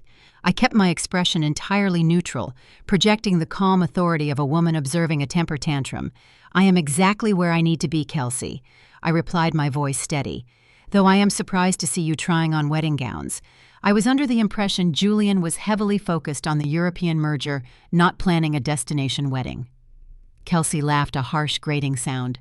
She gestured dismissively toward me. "Julian tells you what he needs you to know, which is nothing. You are a temporary placeholder, Sloane. A boring, uneducated housewife who could not keep a real man interested. He is upgrading to a partner who actually understands his ambition." She walked over to her designer handbag, resting on a nearby chair. She reached inside and pulled out a sleek, heavy black metal credit card. She held it up, waving it like a victory flag. "He gave me his VIP black card this morning. He told me to buy the dress, the veil, whatever I wanted. He said he wants to spoil his future wife." "You are about to be tossed out on the street, you pathetic old woman. Enjoy your last few days of luxury." The two associates shrank back into their chairs, horrified by the viciousness of the confrontation. They expected me to break down in tears, to scream, or to launch myself at the younger woman. I did none of those things. I looked at the black metal card in her hand. It was an elite corporate expense card, issued only to verified high-net-worth individuals. It was also directly linked to the holding company Julian had used to siphon funds from my accounts. I turned my head and caught the eye of the boutique manager, a sharply dressed woman who had rushed over upon hearing the commotion. I offered her a polite nod. "Excuse me," I said, my voice carrying clearly across the room. "The bride-to-be seems eager to finalize her purchase. Could you please run that card for the gown immediately? I would hate to delay her celebration." Kelsey smirked triumphantly. She thrust the heavy black card into the manager's hands. "Ring it up, add the veil and the custom alterations. Put it all on Julian's tab." The manager looked nervous, sensing the volatile dynamic, but she walked over to the mobile point-of-sale terminal, resting on a nearby display table. She inserted the metal card with a soft click. The machine chimed, processing the encrypted data. The silence in the bridal suite stretched tight. Kelsey stood proudly in her stolen gown, waiting for the receipt. The machine let out a sharp, discordant beep. A red light flashed across the small screen. The manager frowned, her brow furrowing in confusion. She withdrew the card and wiped the chip against her blazer before reinserting it. The machine beeped again, louder this time. The red light pulsed persistently. "I am sorry, miss," the manager said, her voice dropping into an apologetic whisper. The transaction was declined. Kelsey's triumphant smirk vanished. She marched over to the terminal, her silk gown rustling aggressively. "That is impossible. Run it again. It is an unlimited corporate account. Julian gave it to me this morning. You must be doing it wrong. I ran it twice, miss." The manager replied, her professional courtesy straining under Kelsey's harsh tone. She turned the terminal screen so Kelsey could see the display. "The error code states that the account has been frozen by the issuing bank due to suspected financial fraud." The words hung in the air like a guillotine dropping. Financial fraud. The two associates gasped softly, exchanging panicked looks. Kelsey's face went entirely slack. The arrogant mistress, cloaked in expensive silk, suddenly looked very young and very frightened. She snatched the card from the manager's hand, staring at the black metal as if it had betrayed her. "There must be a mistake." Kelsey stammered, her voice losing its venomous edge. "Julian is a senior director. He handles millions. The bank made an error. I will call him right now." She scrambled toward her handbag, nearly tripping over the long train of the wedding dress. I stepped forward, closing the distance between us. I did not raise my hand. I did not yell. I simply reached out and plucked the heavy black card from her trembling fingers. She was too stunned by the decline to resist. I held the card up, examining the embossed lettering under the chandelier light. "There is no mistake, Kelsey." I spoke softly, but the clinical coldness in my voice commanded absolute silence in the room. The bank froze the account because the primary guarantor authorized a complete lockdown of all illicit corporate credit lines 30 minutes ago. I lowered the card, turning the front face toward her so she could read the engraved name. It did not say Julian Pierce. It said Sloane Sterling. Kelsey stared at my name on the metal surface. Her eyes darted from the card to my face, comprehension finally piercing through her delusion.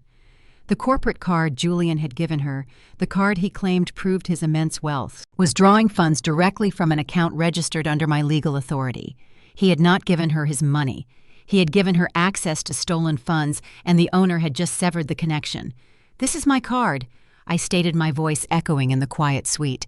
"And you are wearing a dress you cannot afford, attempting to marry a man who is currently under federal investigation for wire fraud and embezzlement." Kelsey stumbled backward, her heel catching on the heavy fabric of the gown.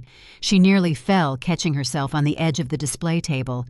"You are lying!" she shrieked, panic pitching her voice into a hysterical register. "Julian is rich. He is getting promoted tomorrow. He is leaving you. You are just a jealous, lying bitch trying to ruin my life." She lunged forward, her hands raised as if she intended to strike me or snatch the card back. I did not move. I did not need to. The boutique's security detail, two large men in dark suits who had been monitoring the escalating situation, stepped smoothly into the suite. They intercepted Kelsey before she could close the distance, gripping her arms firmly but professionally. "Let go of me!" Kelsey screamed, thrashing against their hold. The heavy silk gown tore at the seams, the expensive fabric ripping under the strain of her struggle. "Do you know who my fiancé is? He will buy this entire store and fire all of you." I looked at the boutique manager. She was staring at the torn, ruined wedding gown with professional horror. "I believe this customer is unable to cover the cost of the damaged merchandise," I said calmly. "Please have security escort her off the premises. Send the invoice for the ruined dress directly to Julian Pierce at Vanguard Financial. It will be added to his growing list of liabilities." The security guards turned Kelsey around and marched her toward the front entrance. She kicked and screamed, hurling insults and threats that echoed through the elegant boutique, shattering the peaceful atmosphere. The two junior associates grabbed their coats and scurried out the side door, desperate to distance themselves from the catastrophic scene. I watched Kelsey being dragged out onto the busy Chicago street, still wearing the torn wedding dress, her bare feet stumbling on the pavement. She had walked in believing she was a queen. She was thrown out looking like a lunatic. I turned back to the manager. I handed her the black metal card. "Please dispose of this," I requested. Then I smoothed my trench coat. "Now I believe I requested a private viewing room for evening wear. I have a gala to attend tomorrow night, and I require something unforgettable."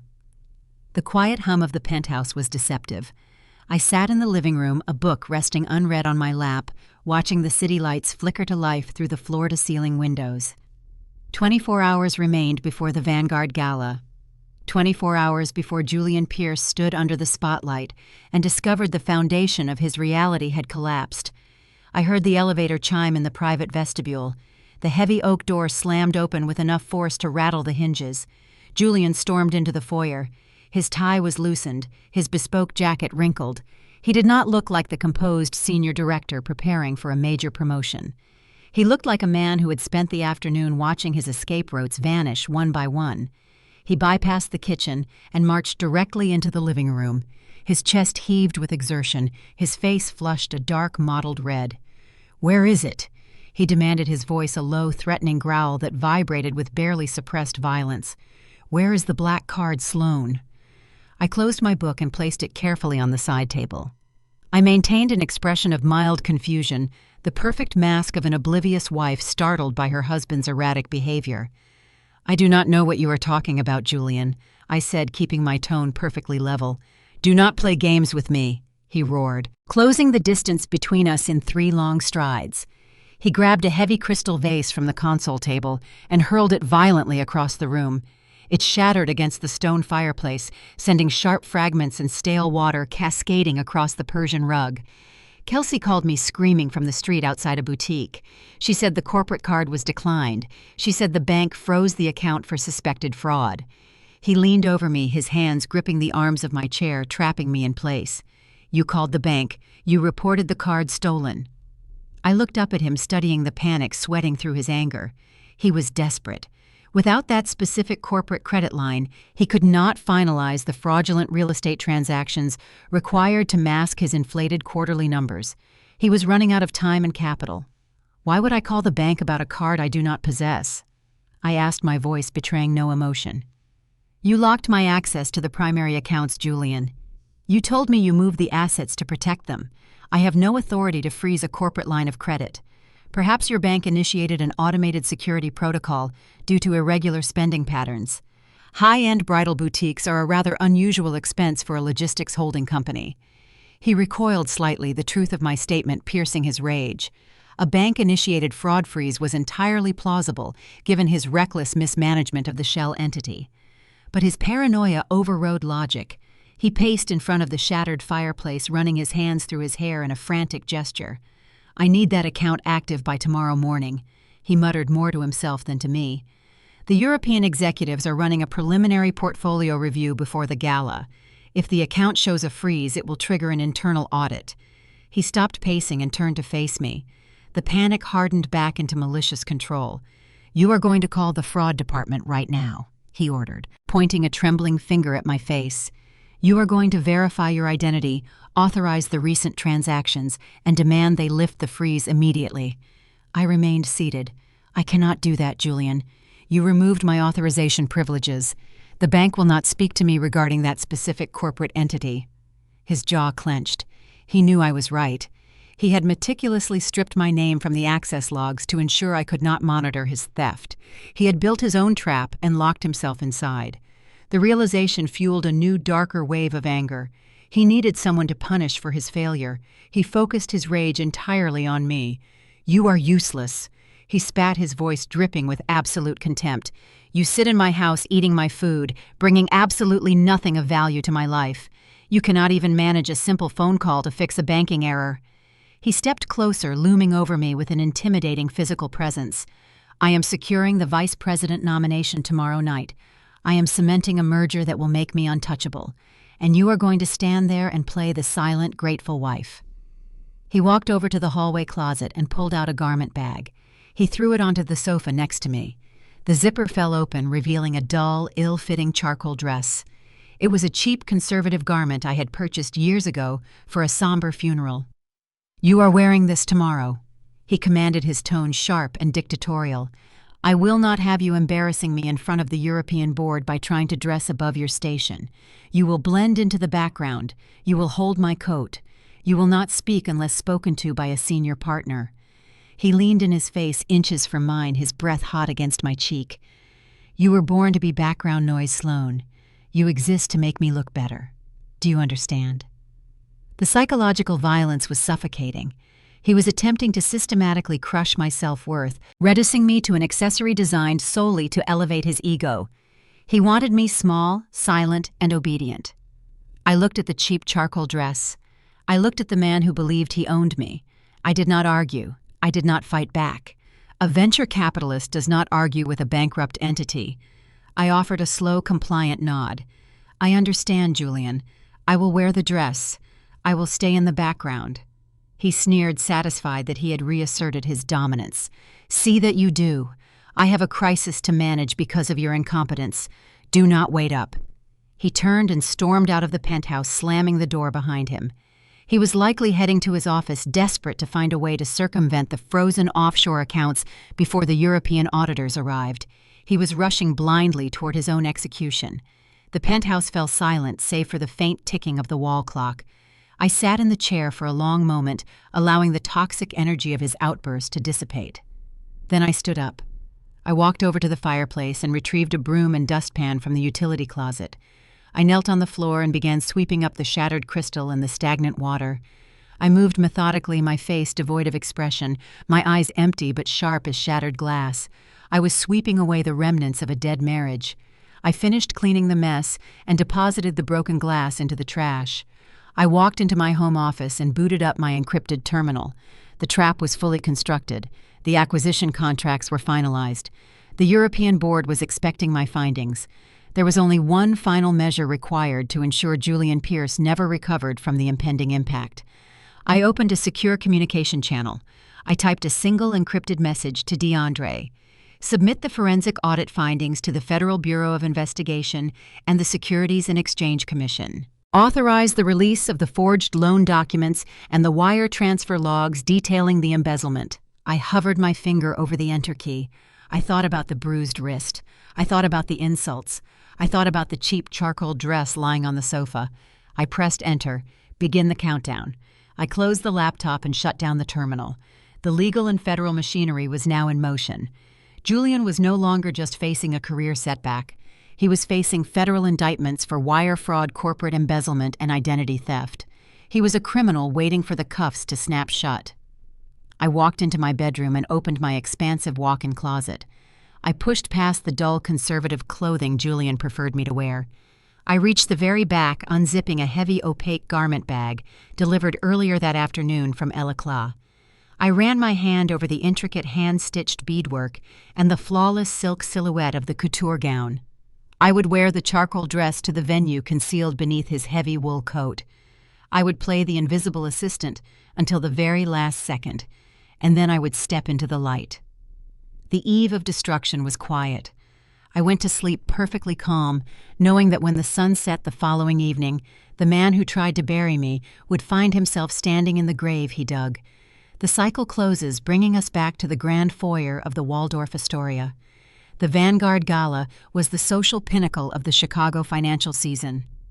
The air vibrated with the low hum of classical string music and the clinking of baccarat crystal.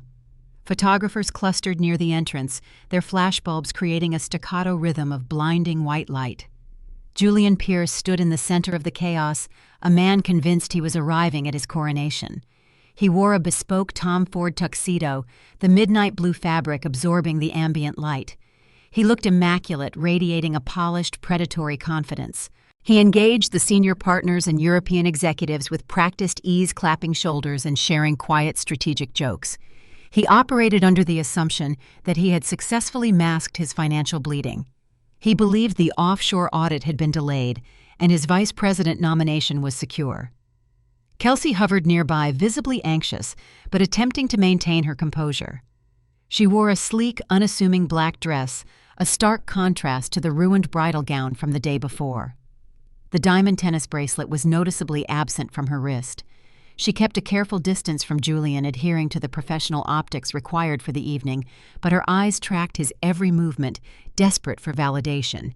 She had demanded answers about the frozen credit card, and Julian had undoubtedly fed her a frantic, plausible lie to keep her quiet through the gala. I stood 2 paces behind my husband. I wore the cheap, shapeless charcoal dress he had selected for me, the dull fabric hiding my silhouette entirely.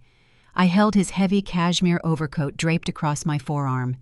I was the picture of the dutiful, invisible spouse, fading seamlessly into the ornate wallpaper of the luxury hotel. The Vanguard CEO, an imposing man with silver hair and a sharp, discerning gaze, approached Julian's circle. The executives parted to grant him access. He shook Julian's hand firmly, offering a congratulatory smile. "Julian, excellent work this quarter. The board is highly anticipating the upcoming announcements." The CEO's eyes drifted past Julian, landing briefly on me, standing in the periphery. "And who is this joining us tonight?" Julian did not hesitate. He did not introduce me by name. He gestured dismissively toward me, his voice carrying clearly over the ambient noise of the gala. "Oh, her. She is just my assistant. She came along to hold my coat and manage the schedule." A few of the junior executives chuckled, eager to align themselves with the ascending star of the firm. Kelsey offered a small, malicious smirk from across the foyer. The CEO offered a polite, somewhat confused nod before turning his attention back to the merger discussions. I did not flinch. I did not lower my gaze.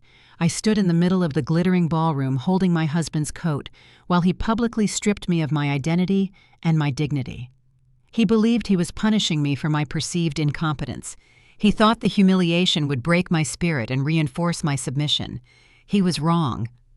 I looked at Julian, observing the sheer arrogance radiating from his posture. I felt no anger. I felt a cold, absolute certainty. The time for observation had concluded. The execution phase had officially commenced. I turned smoothly on my low heels. I walked away from the executive circle, carrying the cashmere overcoat toward the main cloakroom. I did not slink away in shame. I moved with deliberate, measured steps. I handed the heavy coat to the attendant with a polite nod. I did not return to the foyer. I bypassed the main ballroom doors and walked down a discreet, velvet-lined corridor reserved for hotel management and VIP guests. A woman in a crisp black suit and a discreet earpiece stepped out of the shadows. She offered a respectful bow. "Ms. Sterling, the private suite is ready for you," she murmured, gesturing toward a set of double doors guarded by hotel security. I pushed the doors open and stepped into a sprawling, opulent suite overlooking the Chicago skyline. The room was bustling with quiet, focused energy. DeAndre stood near the floor-to-ceiling windows, reviewing a legal dossier on a secure tablet. He looked up as I entered, a sharp, anticipatory smile crossing his face. "The SEC filings are confirmed," he stated, his voice a low rumble. "Federal agents are positioned outside the hotel perimeter. They are awaiting your signal." I nodded. "Excellent." I walked past DeAndre toward the master bedroom of the suite. A team of 3 elite stylists flown in directly from New York stood waiting. They did not speak. They moved with the silent efficiency of a surgical team. I unzipped the cheap, shapeless charcoal dress and let it fall to the floor. I stepped out of it, leaving the false persona of the obedient, useless wife discarded on the carpet. The stylists moved in. Within 15 minutes, the transformation was complete. The tailored disguise was gone, replaced by armor forged in silk and diamonds. I stood before the full-length mirror. The gown was a custom haute couture creation by an independent designer funded through Apex Capital. It was constructed from a deep midnight emerald silk that seemed to absorb and reflect light simultaneously. The silhouette was razor-sharp, plunging at the neckline, and structured at the shoulders, projecting an image of absolute unyielding power. A delicate geometric diamond necklace rested against my collarbone, catching the light with blinding clarity. My hair was pulled back into a sleek, severe chignon, exposing the sharp angles of my jawline. I did not look like a wife. I did not look like an assistant. I looked like a sovereign who had arrived to collect a debt. I stepped out of the bedroom. DeAndre looked up from his tablet. He paused, absorbing the visual impact of the transformation. He offered a slow, respectful nod. "You look like a hostile takeover. That is the intention," I replied, adjusting a diamond cuff on my wrist. "Is the presentation cued?" DeAndre tapped his screen. "The teleprompter is loaded. The boardroom connection to Frankfurt is established on the secondary displays. The CEO is scheduled to make his introductory remarks in exactly 5 minutes." I walked toward the suite doors.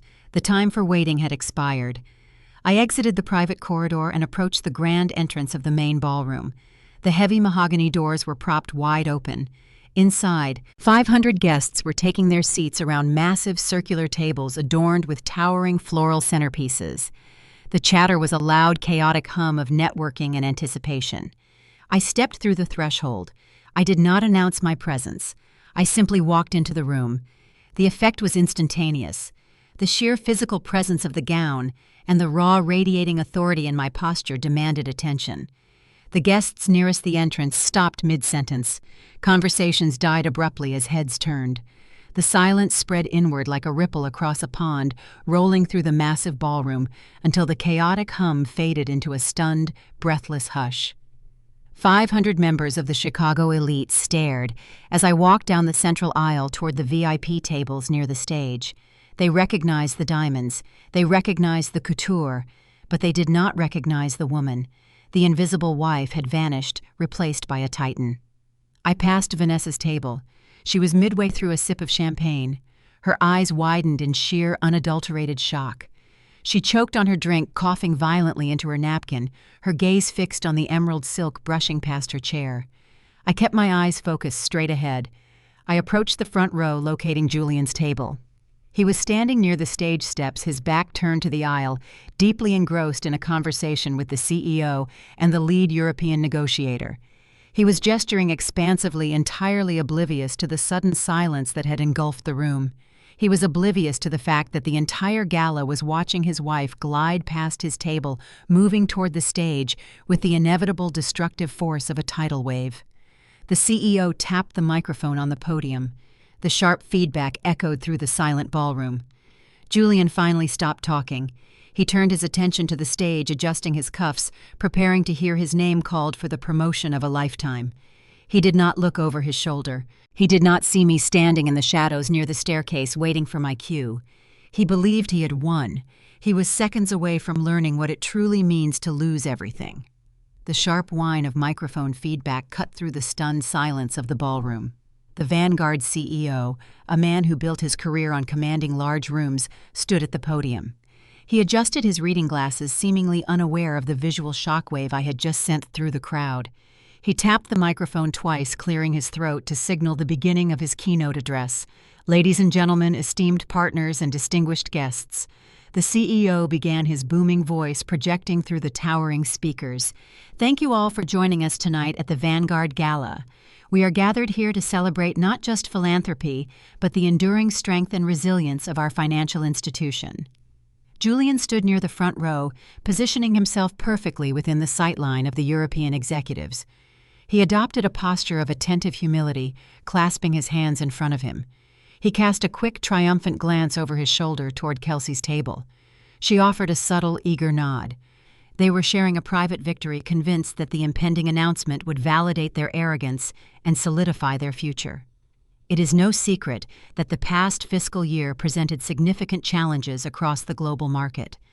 The CEO continued, his tone turning serious, adopting the cadence of a leader sharing hard truths. Vanguard Financial, despite our legacy, faced critical hurdles regarding liquidity and structural expansion. There were moments when the future of our upcoming European merger appeared uncertain. A low murmur rippled through the audience. Corporate vulnerability was rarely admitted on such a public stage. Julian's chest swelled. He leaned slightly toward the vice president of operations standing next to him. "Here it comes," he whispered, a smug, self-satisfied smirk playing on his lips. "Get your glass ready. He thinks my offshore structuring saved the balance sheet." I stood completely still in the shadows flanking the stage staircase. The emerald silk of my gown caught the stray beams of the stage lights, but I remained largely obscured from the direct view of the front tables. I watched my husband bask in the delusion of his own brilliance. He genuinely believed that his fraudulent $2 million shell game had successfully masked the company's financial bleeding. He believed he was the architect of their salvation, completely ignorant to the fact that his actions had nearly caused an international financial collapse. The CEO raised his hands, silencing the murmurs. "However, I am thrilled to announce tonight that those uncertainties have been permanently resolved. Vanguard Financial has secured a massive transformative capital injection. We have established a strategic partnership that not only stabilizes our current assets, but propels our European merger forward with unprecedented momentum." The ballroom erupted into polite, relieved applause. Julian broadened his smile, acknowledging the clapping of the junior executives around him. He subtly adjusted his bespoke tie, preparing to step forward and accept the accolades for a deal he fundamentally did not understand. He had stolen my ideas. He had stolen my money. He was now preparing to steal the spotlight. This monumental achievement was not born from traditional channels. The CEO's voice grew louder, cutting through the applause. It was the result of decisive, visionary intervention by an external entity, an entity that recognized the true value of Vanguard Financial and chose to invest heavily in our restructuring. This intervention saved us from potential restructuring and secured our international future. Julian nodded sagely, as if agreeing with a deeply profound truth he had personally authored. He was practically vibrating with anticipation. The arrogance radiating from his posture was almost tangible. He looked at Vanessa, who was sitting 2 tables back, capturing the moment on her smartphone. She gave him a thumbs up. They were a family intoxicated by their own perceived superiority. I watched him revel in the stolen glory. The anger that had simmered in my chest for weeks had completely evaporated, replaced by a glacial, absolute calm. A venture capitalist does not operate on emotion. We operate on leverage. And I held every single string attached to the puppet currently dancing near the stage. Therefore, the CEO continued, gesturing expansively toward the center of the stage. "It is my profound honor tonight to forego our traditional awards and instead recognize the individual responsible for this historic restructuring. We are humbled to welcome the visionary who provided the capital injection and now holds a majority stake in our future." Julian shifted his weight, taking a half step toward the center aisle. I was ready to mount the stairs. He was ready to shake the CEO's hand and accept the vice president title he had bled his marriage dry to secure. He was fully prepared to claim the crown. Please join me in offering the warmest Vanguard welcome. The CEO's voice reached a crescendo, echoing off the high gilded ceilings of the Waldorf Astoria ballroom. To the principal founder and chief executive officer of Apex Capital and tonight's most generous benefactor. Julian stopped. He frowned slightly, his brow furrowing in momentary confusion. Apex Capital. The name did not align with his offshore shell companies. It did not match the European conglomerate. It was a name he did not recognize. He looked at the vice president standing next to him seeking clarification, but the older man appeared equally bewildered. The CEO turned toward the shadows where I was waiting. He extended his right hand in a formal gesture of invitation. Please welcome to the stage, Ms. Sloane Sterling. The name dropped into the ballroom like a live grenade.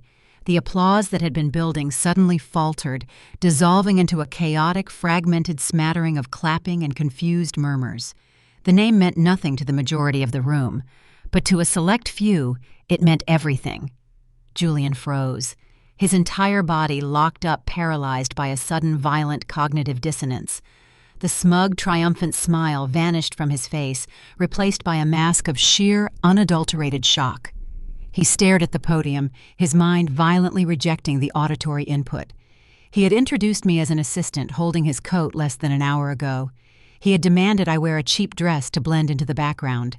The stage lights shifted the spotlight, swinging away from the podium and illuminating the dark corner near the staircase. The beam of brilliant white light hit me directly, capturing the deep emerald silk and the blinding flash of the geometric diamond necklace. I stepped out of the shadows. I walked up the short flight of carpeted stairs with measured, deliberate grace. The heavy fabric of my couture gown rustled softly in the sudden deafening quiet of the ballroom. I did not look at the CEO. I did not look at the European executives. I looked directly down at Julian. He was standing motionless at the base of the stage. The color had completely drained from his face, leaving his skin a sickly ashen gray. His jaw hung open. His eyes were wide, tracking my movement as I crossed the stage. The champagne flute he had been holding loosely in his right hand slipped from his numb fingers. The crystal hit the marble floor. It shattered into 100 pieces, a sharp, violent crash that echoed through the silent ballroom, identical to the glass he had ordered me to clean up hours earlier. He stared up at the woman standing on the stage, the woman bathed in the spotlight, the woman who owned the company that had just purchased his entire professional existence. He stared at his wife. The misdirection was complete. The trap had sprung shut, and the execution was about to begin. The echo of the shattered champagne flute lingered in the cavernous ballroom, a sharp, dissonant sound cutting through the stunned silence. Julian stood paralyzed at the base of the stage. He stared down at the broken crystals scattered across the toes of his bespoke leather shoes, then slowly raised his head to look at me. His cognitive processing had completely stalled. The man who prided himself on controlling every variable in a room was now trapped in a reality his ego violently refused to accept. He watched his invisible, uneducated wife stand behind the podium, bathed in the blinding glare of the spotlight. The CEO stepped aside, offering me a deferential nod, yielding the center of the stage. The gesture was a physical transfer of power witnessed by 500 of Chicago's financial elite. I rested my hands lightly on the edges of the cherrywood podium. I did not rush to speak. A seasoned executive knows that silence is often more commanding than volume. I let my gaze sweep slowly across the room, making deliberate eye contact with the key players. I saw Vanessa sitting 2 tables back. Her smartphone had slipped from her grasp, resting forgotten on the white linen tablecloth. Her mouth was open in a silent gasp. The arrogant sister who had stepped on my dress and called me a freeloader was now staring at a woman wearing diamonds worth more than her entire real estate portfolio. I saw Kelsey near the back of the room, standing frozen near the bar. The smug satisfaction she had worn like an accessory was gone. She clutched her small evening bag tightly to her chest, her eyes darting between Julian and the stage, finally realizing that the VIP black card that was declined at the Bridal boutique was not a banking error. It was an eviction notice. And then my eyes returned to Julian. The executives flanking him had instinctively taken a half step backward. Corporate survival dictates distancing oneself from an anomaly. Julian was no longer the rising star of Vanguard Financial. He was suddenly an unknown variable, a man whose wife had just been introduced as the majority owner of their firm. The senior partners looked at him with profound suspicion, their calculating minds trying to bridge the gap between the assistant he had belittled 30 minutes prior and the titan currently commanding the room. "Good evening." I spoke into the microphone. My voice was steady, resonant, and devoid of the hesitant subservience Julian demanded in our penthouse. "Thank you for that gracious introduction. It is a privilege to stand before the architects of Vanguard Financial." The sound of my voice, amplified and authoritative, seemed to break Julian's paralysis. A sudden, erratic twitch convulsed his jaw. He took a hesitant, involuntary step toward the stage stairs. "Sloane." He whispered the word barely audible over the ambient hum of the ballroom. "What are you doing? Get down from there." He was still attempting to issue commands. Even standing in the wreckage of his own deception, his narcissism blinded him to the structural shift in power. He believed he could still reprimand me into compliance. I ignored him entirely. I addressed the audience. When Apex Capital initiated the acquisition of the majority voting shares in Vanguard Financial, we did so with a clear, uncompromising vision. I stated, projecting my voice to reach the furthest tables. "We invest in potential, but we require transparency. We demand operational integrity from the institutions we absorb into our portfolio." The room remained absolutely silent. The European executives in the front row leaned forward, deeply engaged by the sudden intense shift in tone. They recognized the language. It was not a philanthropic keynote address. It was an operational briefing. Julian's face cycled through a rapid sequence of emotions. Confusion gave way to denial, and denial violently twisted into a deep, primal panic. He looked around the room, desperate to find an ally, an explanation, a disruption that would end the surreal nightmare. He found nothing. The audience was entirely captivated by the woman at the podium.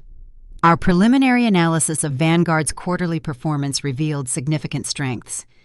I continued my gaze sweeping over the crowd before locking dead onto Julian's panicked eyes. However, our acquisition protocols also mandate a rigorous examination of internal liabilities. We do not tolerate structural rot. We do not subsidize fraudulent liability. The word fraudulent hung in the air, heavy and sharp. The senior partners near Julian exchanged rapid, alarmed glances. The CEO frowned, sensing a deviation from the agreed-upon script, but he lacked the authority to interrupt the majority shareholder. Julian's breathing became shallow and rapid. He reached up and loosened his expensive silk tie, his fingers trembling uncontrollably. The tailored suit that had served as his armor now looked like a straitjacket. He was suffocating under the weight of his own exposure. He knew exactly what liability I was referring to. He knew the $2 million offshore loan had been detected. Effective immediately, Apex Capital is instituting a comprehensive restructuring of the Vanguard Executive Board. I announced delivering the execution order with clinical precision. We are implementing a zero-tolerance policy regarding unauthorized debt exposure and the falsification of asset valuation documents. I watched the realization hit Julian like a physical blow. His knees buckled slightly. He reached out and gripped the edge of the nearest dinner table to steady himself, his knuckles turning stark white. He had forged my signature. He had siphoned my money. He had built his promotion on a foundation of toxic lies, believing I was too ignorant to notice. He was staring at the exact moment his career flatlined. Therefore, I am authorizing a complete independent forensic audit of the Global Strategy Division, effective at 0800 hours tomorrow. I stated, my voice echoing off the gilded walls. Pending the results of this investigation, we anticipate swift and decisive personnel changes to ensure the security of the impending European merger. The European lead negotiator nodded firmly from his seat. I had delivered exactly what I promised during our encrypted video conference. I had neutralized the threat to their merger publicly and decisively. Julian was hyperventilating now. The arrogant, untouchable executive had been reduced to a gasping, terrified fraud in front of the entire Chicago financial sector. He looked like a man watching a tidal wave approach, knowing he was chained to the shore. I concluded my address with a final, unyielding statement. Vanguard Financial will move forward under new oversight. We will rebuild with integrity. Thank you for your time." I stepped back from the podium. The applause that followed was hesitant, fractured, and deeply unsettled. The audience did not know whether to celebrate the capital injection or panic over the impending audit. I turned and walked away from the center of the stage. I descended the far staircase, moving smoothly toward the VIP corridor. I did not glance back at Julian. I did not need to witness his collapse. I had delivered the verdict. The execution was now a matter of public record. The invisible wife had dismantled his empire in less than 5 minutes, and the true slaughter was waiting in the backstage shadows. The fractured applause faded rapidly as I maintained my position at the podium. I did not step away after the initial shockwave. I gripped the edges of the cherry wood stand, anchoring myself, projecting absolute stability. The ballroom was breathless, the tension humming like a live electrical wire. I looked out over the sea of 500 faces. They were expecting a polite departure. They were expecting the standard corporate platitudes. I was not finished. The foundation had been cracked. Now I needed to demolish the building. Furthermore, my voice cut through the lingering silence, sharp and resonant. Apex Capital does not operate in the shadows when managing distressed assets. We believe in total transparency regarding the operational health of our acquisitions, and Vanguard Financial is currently harboring a profound systemic infection.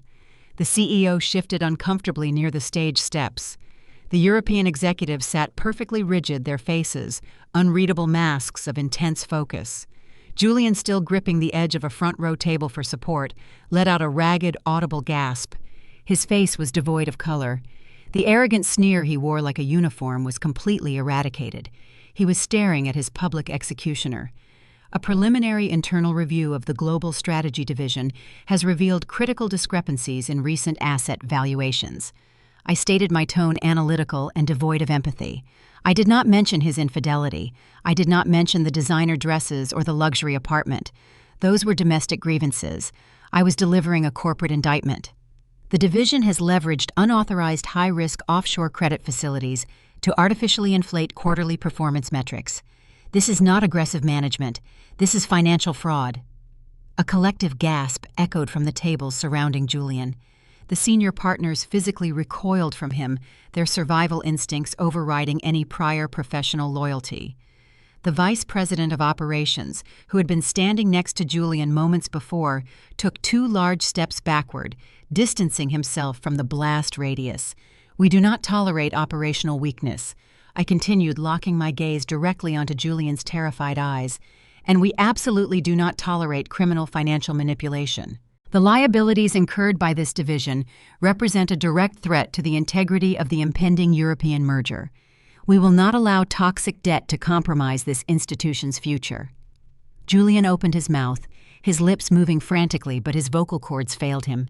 He was suffocating in the vacuum of his own destroyed credibility. He raised a trembling hand, a pathetic, abortive gesture, attempting to halt the inevitable. Therefore, I raised the volume of my voice slightly, ensuring the command echoed through every corner of the ballroom. "Acting under the authority of the majority shareholder, I am executing an immediate involuntary termination of employment for the Senior Director of Global Strategy, Julian Pierce." The ballroom erupted into a chaotic symphony of gasps, low murmurs, and the scraping of chairs. Terminating a senior executive during a gala keynote address was an unprecedented act of corporate violence. It was a public slaughter, methodical and entirely legal. "This termination is for cause." I added, twisting the knife with precise legal terminology. "Mr. Pierce is stripped of all executive privileges effective immediately. Furthermore, due to the nature of the financial discrepancies, Apex Capital is voiding all unvested stock options and severing his exit compensation packages. His access to Vanguard networks has already been revoked." Julian staggered, his knees buckling. He slumped heavily into a vacant chair at the nearest table. He buried his face in his hands, a broken, hyperventilating shell of the man who had demanded I scrub his floor hours earlier. The empire he built on stolen money and forged signatures had vaporized in less than 60 seconds. Near the back of the room, the commotion escalated. Kelsey, the junior analyst who had paraded around the bridal boutique wielding my stolen credit card, broke through the perimeter of tables. She realized the magnitude of the termination. Without Julian's protection and financial backing, her entire fabricated reality was collapsing. She lunged toward the front of the room, her sleek black dress tangling around her legs.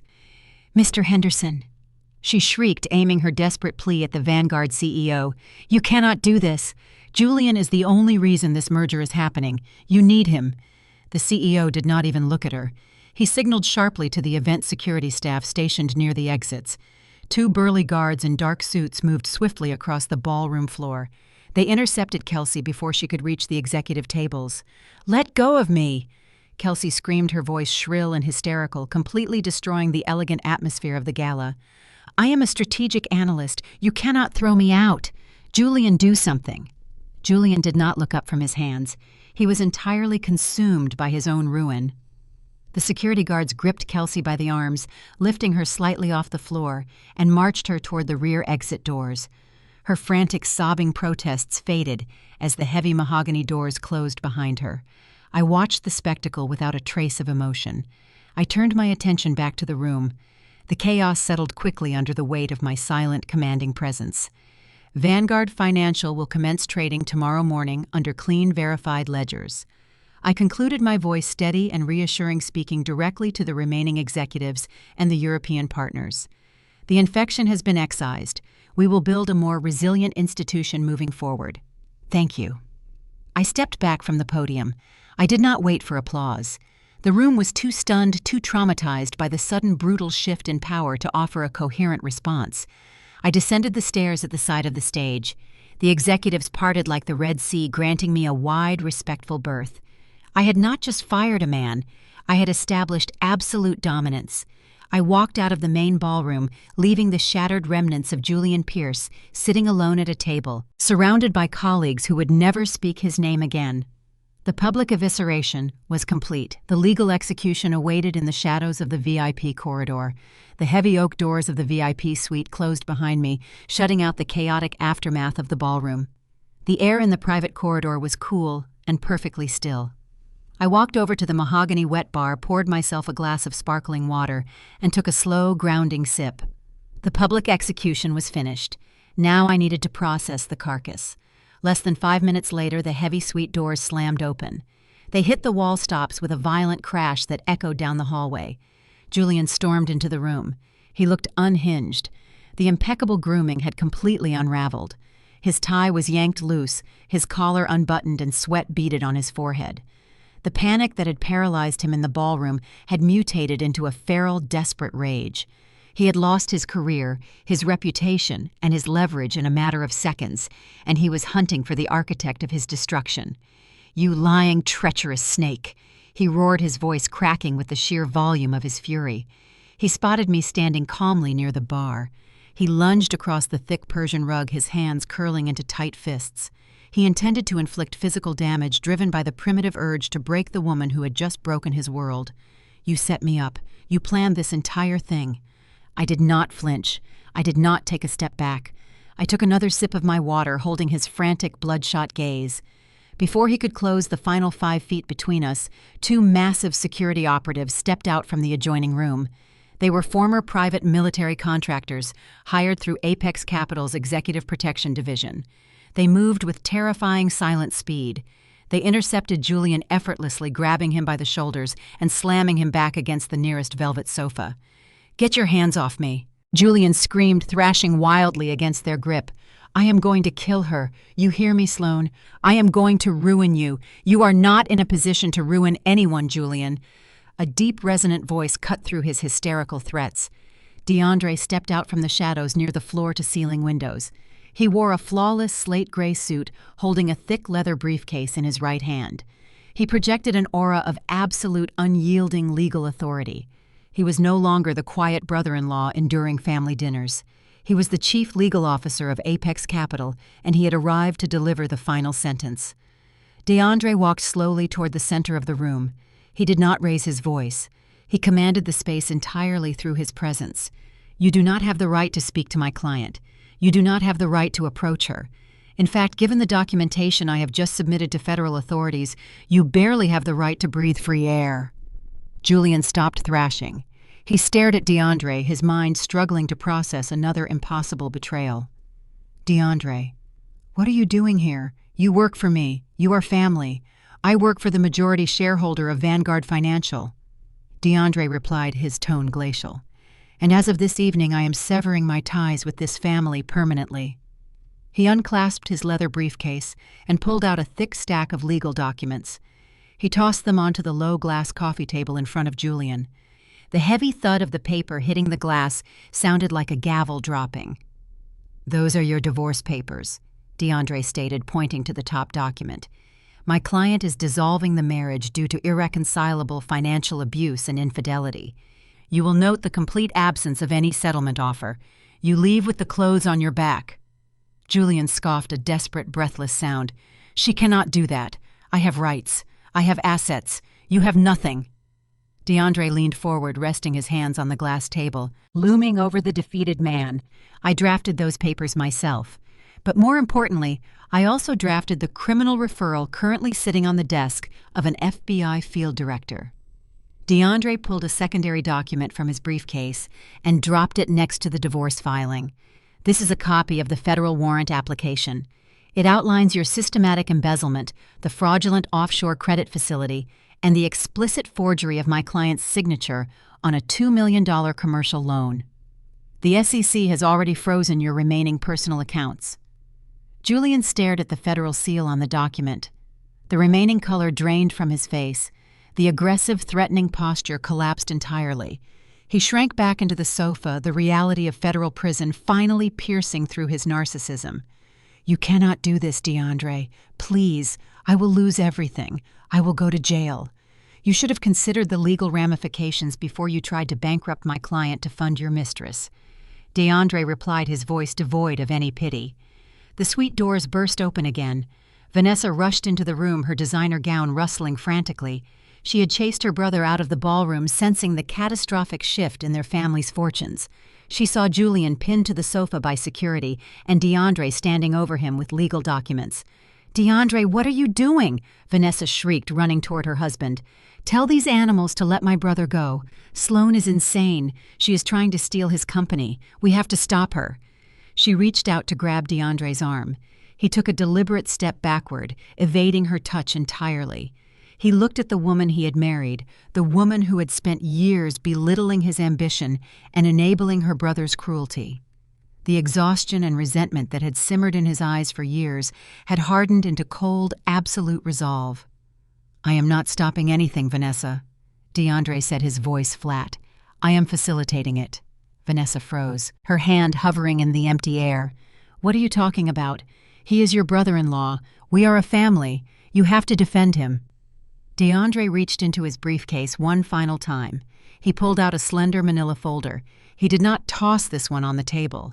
He handed it directly to Vanessa. She took it automatically, her eyes wide with confusion. "I do not defend criminals," DeAndre stated, "and I do not remain married to accomplices." Vanessa looked down at the folder in her hands. She opened the cover. Her eyes scanned the first page. It was a formal petition for the dissolution of marriage. "DeAndre." Her voice broke a high, panicked whisper. "You are divorcing me. Why? I did not do anything. You watched your brother humiliate his wife for years. You actively participated in her financial degradation. You cheered when he handed her a fraudulent contract this morning." DeAndre listed her sins with merciless clarity. "You are a toxic, entitled parasite, Vanessa. I refuse to spend another day chained to a family that builds its wealth by destroying other people. Sign the papers. My attorneys will contact yours." Vanessa staggered backward, clutching the divorce petition to her chest. She looked at Julian, a broken man facing federal indictment. She looked at DeAndre, a powerful attorney who had just severed their connection permanently. The reality of their sudden absolute ruin hit her with devastating force. She crumpled into a nearby chair, burying her face in her hands, her hysterical sobs filling the quiet suite. The backstage slaughter was complete. The Pierce family, a dynasty built on arrogance and deceit, had been systematically dismantled in less than 10 minutes.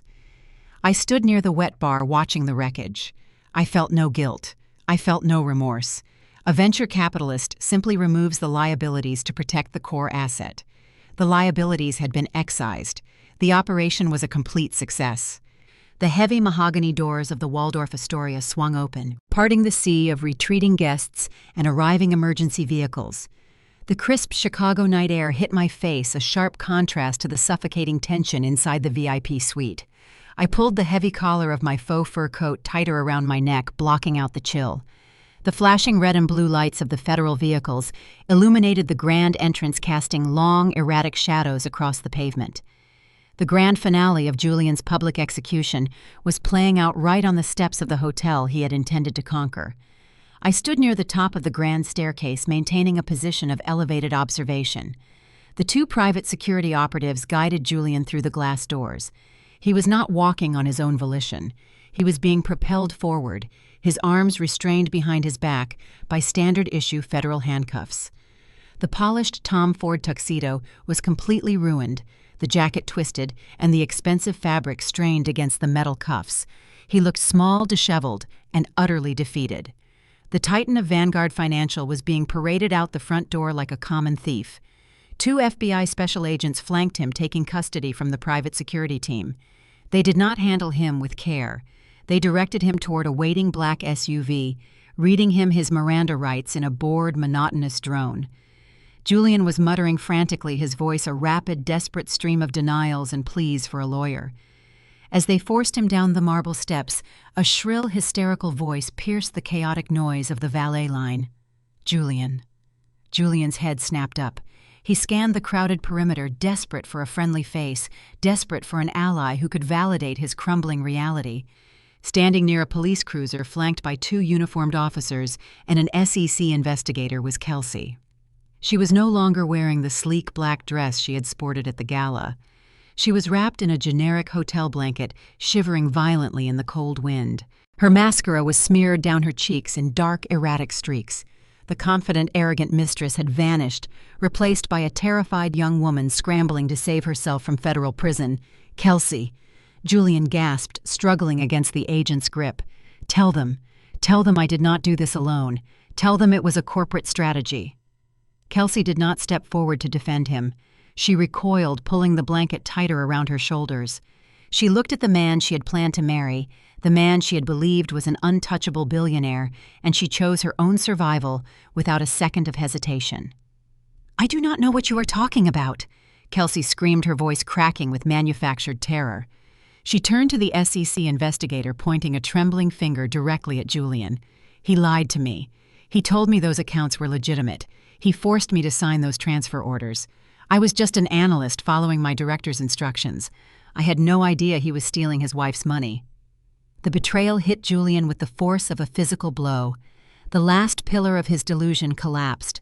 The woman he had compromised his entire future to impress the woman he had showered in stolen diamonds was actively feeding him to the federal authorities to secure an immunity deal. She had handed over the encrypted message logs, the unauthorized wire transfer receipts, and every piece of digital evidence proving Julian had orchestrated the embezzlement independently. The rat was abandoning the sinking ship, and she was making sure he went down with the anchor. Julian stared at her, his jaw slack, the profound realization of his absolute isolation finally settling over him. "You bitch!" He whispered the insult, lacking any real power, a hollow sound lost in the wind. "You took the money. You wore the diamonds." The agents did not allow him to continue his tirade. They shoved him forward, forcing him toward the open door of the SUV. "Watch your head," one of the agents muttered, pressing Julian down into the back seat. As they pushed him into the vehicle, Julian's frantic gaze swept the area one last time. He looked past the flashing lights, past the muttering crowd of former colleagues, and his eyes locked onto mine. I was standing perfectly still at the top of the stairs, the emerald silk of my gown barely visible beneath the heavy coat. "Sloane!" He screamed, his voice tearing a raw, primal sound of total desperation. "Sloane, please, do not let them do this. I am your husband. Please help me." He was begging the woman he had called an uneducated freeloader just hours before. He was begging the assistant he had forced to pick up his broken glass. He had stripped me of my dignity, forged my name, and planned to leave me destitute. Now, facing the catastrophic consequences of his own arrogance, he expected me to save him. I did not flinch. I did not offer a vindictive smile. I did not speak a single word. I looked down at him with eyes as cold and empty as a frozen lake. I looked at him the way a venture capitalist looks at a bankrupt, liquidated asset. He was no longer a person of interest. He was garbage waiting for the sanitation truck. The federal agent slammed the heavy door of the SUV shut, cutting off Julian's desperate pleas mid-sentence. The engine roared to life, and the vehicle pulled away from the curb, merging into the dark Chicago traffic. I turned away from the street. I did not spare a glance for Kelsey, who was still sobbing for the benefit of the investigators. I walked toward the VIP valet lane, where a sleek black Maybach was waiting, its engine purring quietly. DeAndre was already sitting in the back seat, reviewing the final acquisition documents on his tablet. The driver opened the heavy door for me. I stepped into the warm, leather-scented interior of the car. I settled into the plush seat and smoothed the front of my coat. The door closed with a solid, satisfying thud, sealing out the noise and the chaos of the Pierce family's destruction. "Take us back to the office," I instructed the driver, my voice calm and completely steady. "We have a new corporate structure to finalize before morning." 1 month passed. The calendar on the painted cinder block wall of the Metropolitan Correctional Center offered the only metric of time for the inmates awaiting trial. Julian sat on a narrow cot bolted to the concrete floor. The bespoke midnight blue tuxedo was a distant memory. He wore a standard-issue khaki uniform. The stiff synthetic fabric rubbed his skin raw. The federal judge had denied bail during his initial hearing. The prosecution presented an airtight flight risk profile, citing the fraudulent offshore accounts and the forged corporate credit facilities. Julian had assumed his extensive network of wealthy colleagues would save him. He believed a senior partner or a sympathetic board member would post the surety and secure his release. He was wrong. In the elite financial sector, an indicted fraudster is a toxic contagion. His former allies severed all ties immediately. His calls from the facility payphone went unanswered. He spent his days staring at the metal bars, stripped of his title, his wealth, and his voice. The man who thrived on controlling the room and demanding subservience was now confined to a cell measuring 6 feet by 8 feet. He took orders from armed guards. He ate bland food from plastic trays. He lived with the agonizing knowledge that the junior analyst he planned to marry had traded his freedom for her own legal immunity. 10 miles away, the reality of the new financial hierarchy settled over his sister. Vanessa sat on a stained fabric sofa inside a cramped, poorly lit rental apartment in a neighborhood she used to mock. DeAndre executed the divorce with the precision of a master surgeon removing a malignant tumor. He enforced the ironclad prenuptial agreement she had signed years ago. She had signed it believing her family wealth would always protect her and that DeAndre would always remain the passive husband. With Julian facing federal asset forfeiture and the Pierce family money evaporating to cover mounting legal debts, Vanessa lost her safety net. The luxury vehicles were repossessed by the bank. The country club memberships were revoked for non-payment. Vanessa stared at the peeling paint on the ceiling, listening to the clanking of a failing radiator. The silence in the small apartment felt heavy and suffocating. She remembered stepping on my gown. She remembered calling me a freeloader. Now she could barely afford groceries. She picked up her smartphone, her hands trembling. Desperation overrides pride when the bank accounts hit zero. She searched her directory and tapped my name, hoping to leverage some forgotten shred of family loyalty. She planned to cry. She planned to beg for a temporary loan. She planned to blame Julian for her misfortune. She did not get the chance. The automated carrier message played a flat, robotic tone. "The number you have reached is no longer in service." She lowered the phone, the screen reflecting her exhausted, defeated expression. The bridge was burned and she was standing on the wrong side of the river. I sat in the corner office on the 50th floor of the Apex Capitol Tower. Floor-to-ceiling glass offered an unobstructed view of the Chicago skyline, the steel and concrete monuments stretching toward the horizon. The morning sun cast long, clean shadows across the polished oak floorboards. I picked up a porcelain cup, taking a slow sip of dark espresso. The bitter, complex flavor grounded me. The transition of power was seamless. Vanguard Financial operated under a newly appointed executive board purged of the toxic elements that had festered under the previous regime. The European merger finalized ahead of schedule. The international partners were reassured by the swift, decisive eradication of the internal fraud. I did not sit in the chief executive chair of Vanguard. I remained above it, managing the holding company that dictated their direction. The heavy glass door to my office opened smoothly. DeAndre walked in. He wore a sharp-tailored charcoal suit, projecting the calm, formidable presence of a man operating at the peak of his career. He carried a sleek leather portfolio, the physical manifestation of his new role. He was no longer the marginalized brother-in-law, enduring silent insults at family dinners. He was the chief legal officer of Apex Capital, the principal architect of our regulatory compliance and corporate strategy. He took a seat across from my desk, opening the portfolio and spreading the documents across the polished wood. The federal prosecutors finalized the indictment schedule for Julian. DeAndre stated, his voice a low, steady rumble. The evidence provided by our forensic accounting team leaves the defense counsel with zero maneuverability. They are pushing for a plea deal to avoid a lengthy trial, but the prosecution is aiming for the maximum allowable sentence for wire fraud and identity theft. The asset seizure is complete. I nodded, setting my espresso cup down on the matching saucer.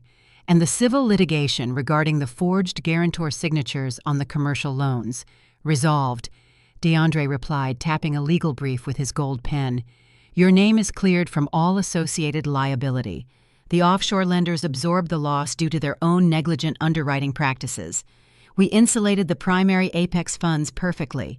The market responded positively to the restructuring. DeAndre looked out the window, observing the sprawling city below.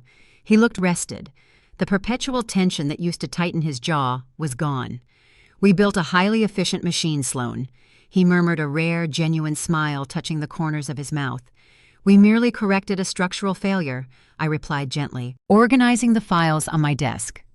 We removed a bad investment from the portfolio and optimized the remaining assets. There were no tearful reunions to conclude this chapter. There were no emotional closure sessions where Julian or Vanessa offered heartfelt apologies for their years of cruelty. Society conditions women to seek reconciliation, to forgive transgressions in the name of familial harmony or moral superiority. I reject that conditioning. Forgiveness implies a restoration of trust, and certain betrayals render trust a mathematical impossibility. I felt no urge to visit Julian in his holding cell to gloat over his ruin. I felt no desire to send Vanessa a mocking letter highlighting her poverty. Engaging with them required energy, and my energy was allocated to scaling my enterprise and securing my investments. The desire for a dramatic crying apology stems from a need for external validation. I did not need Julian to validate my worth. I did not need Vanessa to acknowledge my intelligence or my capability. I validated myself the moment I diverted my initial capital into a hidden empire and let them finance their own destruction. They were obsolete data points in my financial history. They were liabilities I had successfully liquidated. I turned my leather chair to face the panoramic view of the city. The glass reflected the sharp, tailored lines of my suit. I am Sloane Sterling. I am 32 years old, and I own the boardrooms that used to ignore my presence. I looked down at the sprawling grid of Chicago traffic from my office window. The vehicles move in synchronized lines, oblivious to the empires rising and falling within the steel towers above them. The transition from the invisible wife holding a heavy wool coat to the majority shareholder dictating international corporate mergers did not happen overnight. It was a calculated, deliberate climb out of a carefully engineered trap. Looking back at the wreckage of Julian Pierce's ego and the remnants of his fabricated reality, I carved 3 distinct rules into my operational philosophy. First, financial autonomy is your ultimate armor. The moment you allow another person to control your access to capital, you surrender your leverage. Julian believed locking a retail banking portal would render me helpless because he confused visibility with capability. Wealth built in silence is an impenetrable fortress. Never broadcast your resources to people who view your independence as a threat. Let them assume you possess nothing while you quietly acquire the very ground they walk on. Money is not just currency, it is the architecture of your freedom. Second, true alliances are forged in the shadows, most often among the underestimated.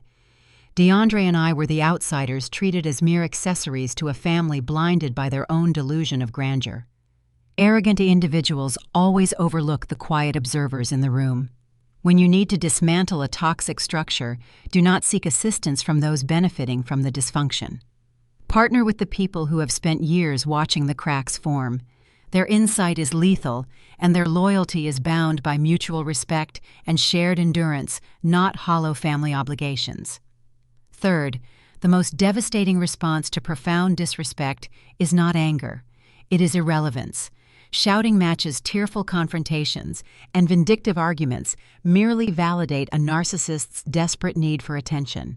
They crave your emotional reaction because it proves they still affect you. Deny them that currency. When you respond with clinical, legal, and financial precision, you strip them of their power entirely. I did not actively destroy my husband. I simply audited his reality and allowed the truth to execute the sentence. True victory is not watching your enemies suffer.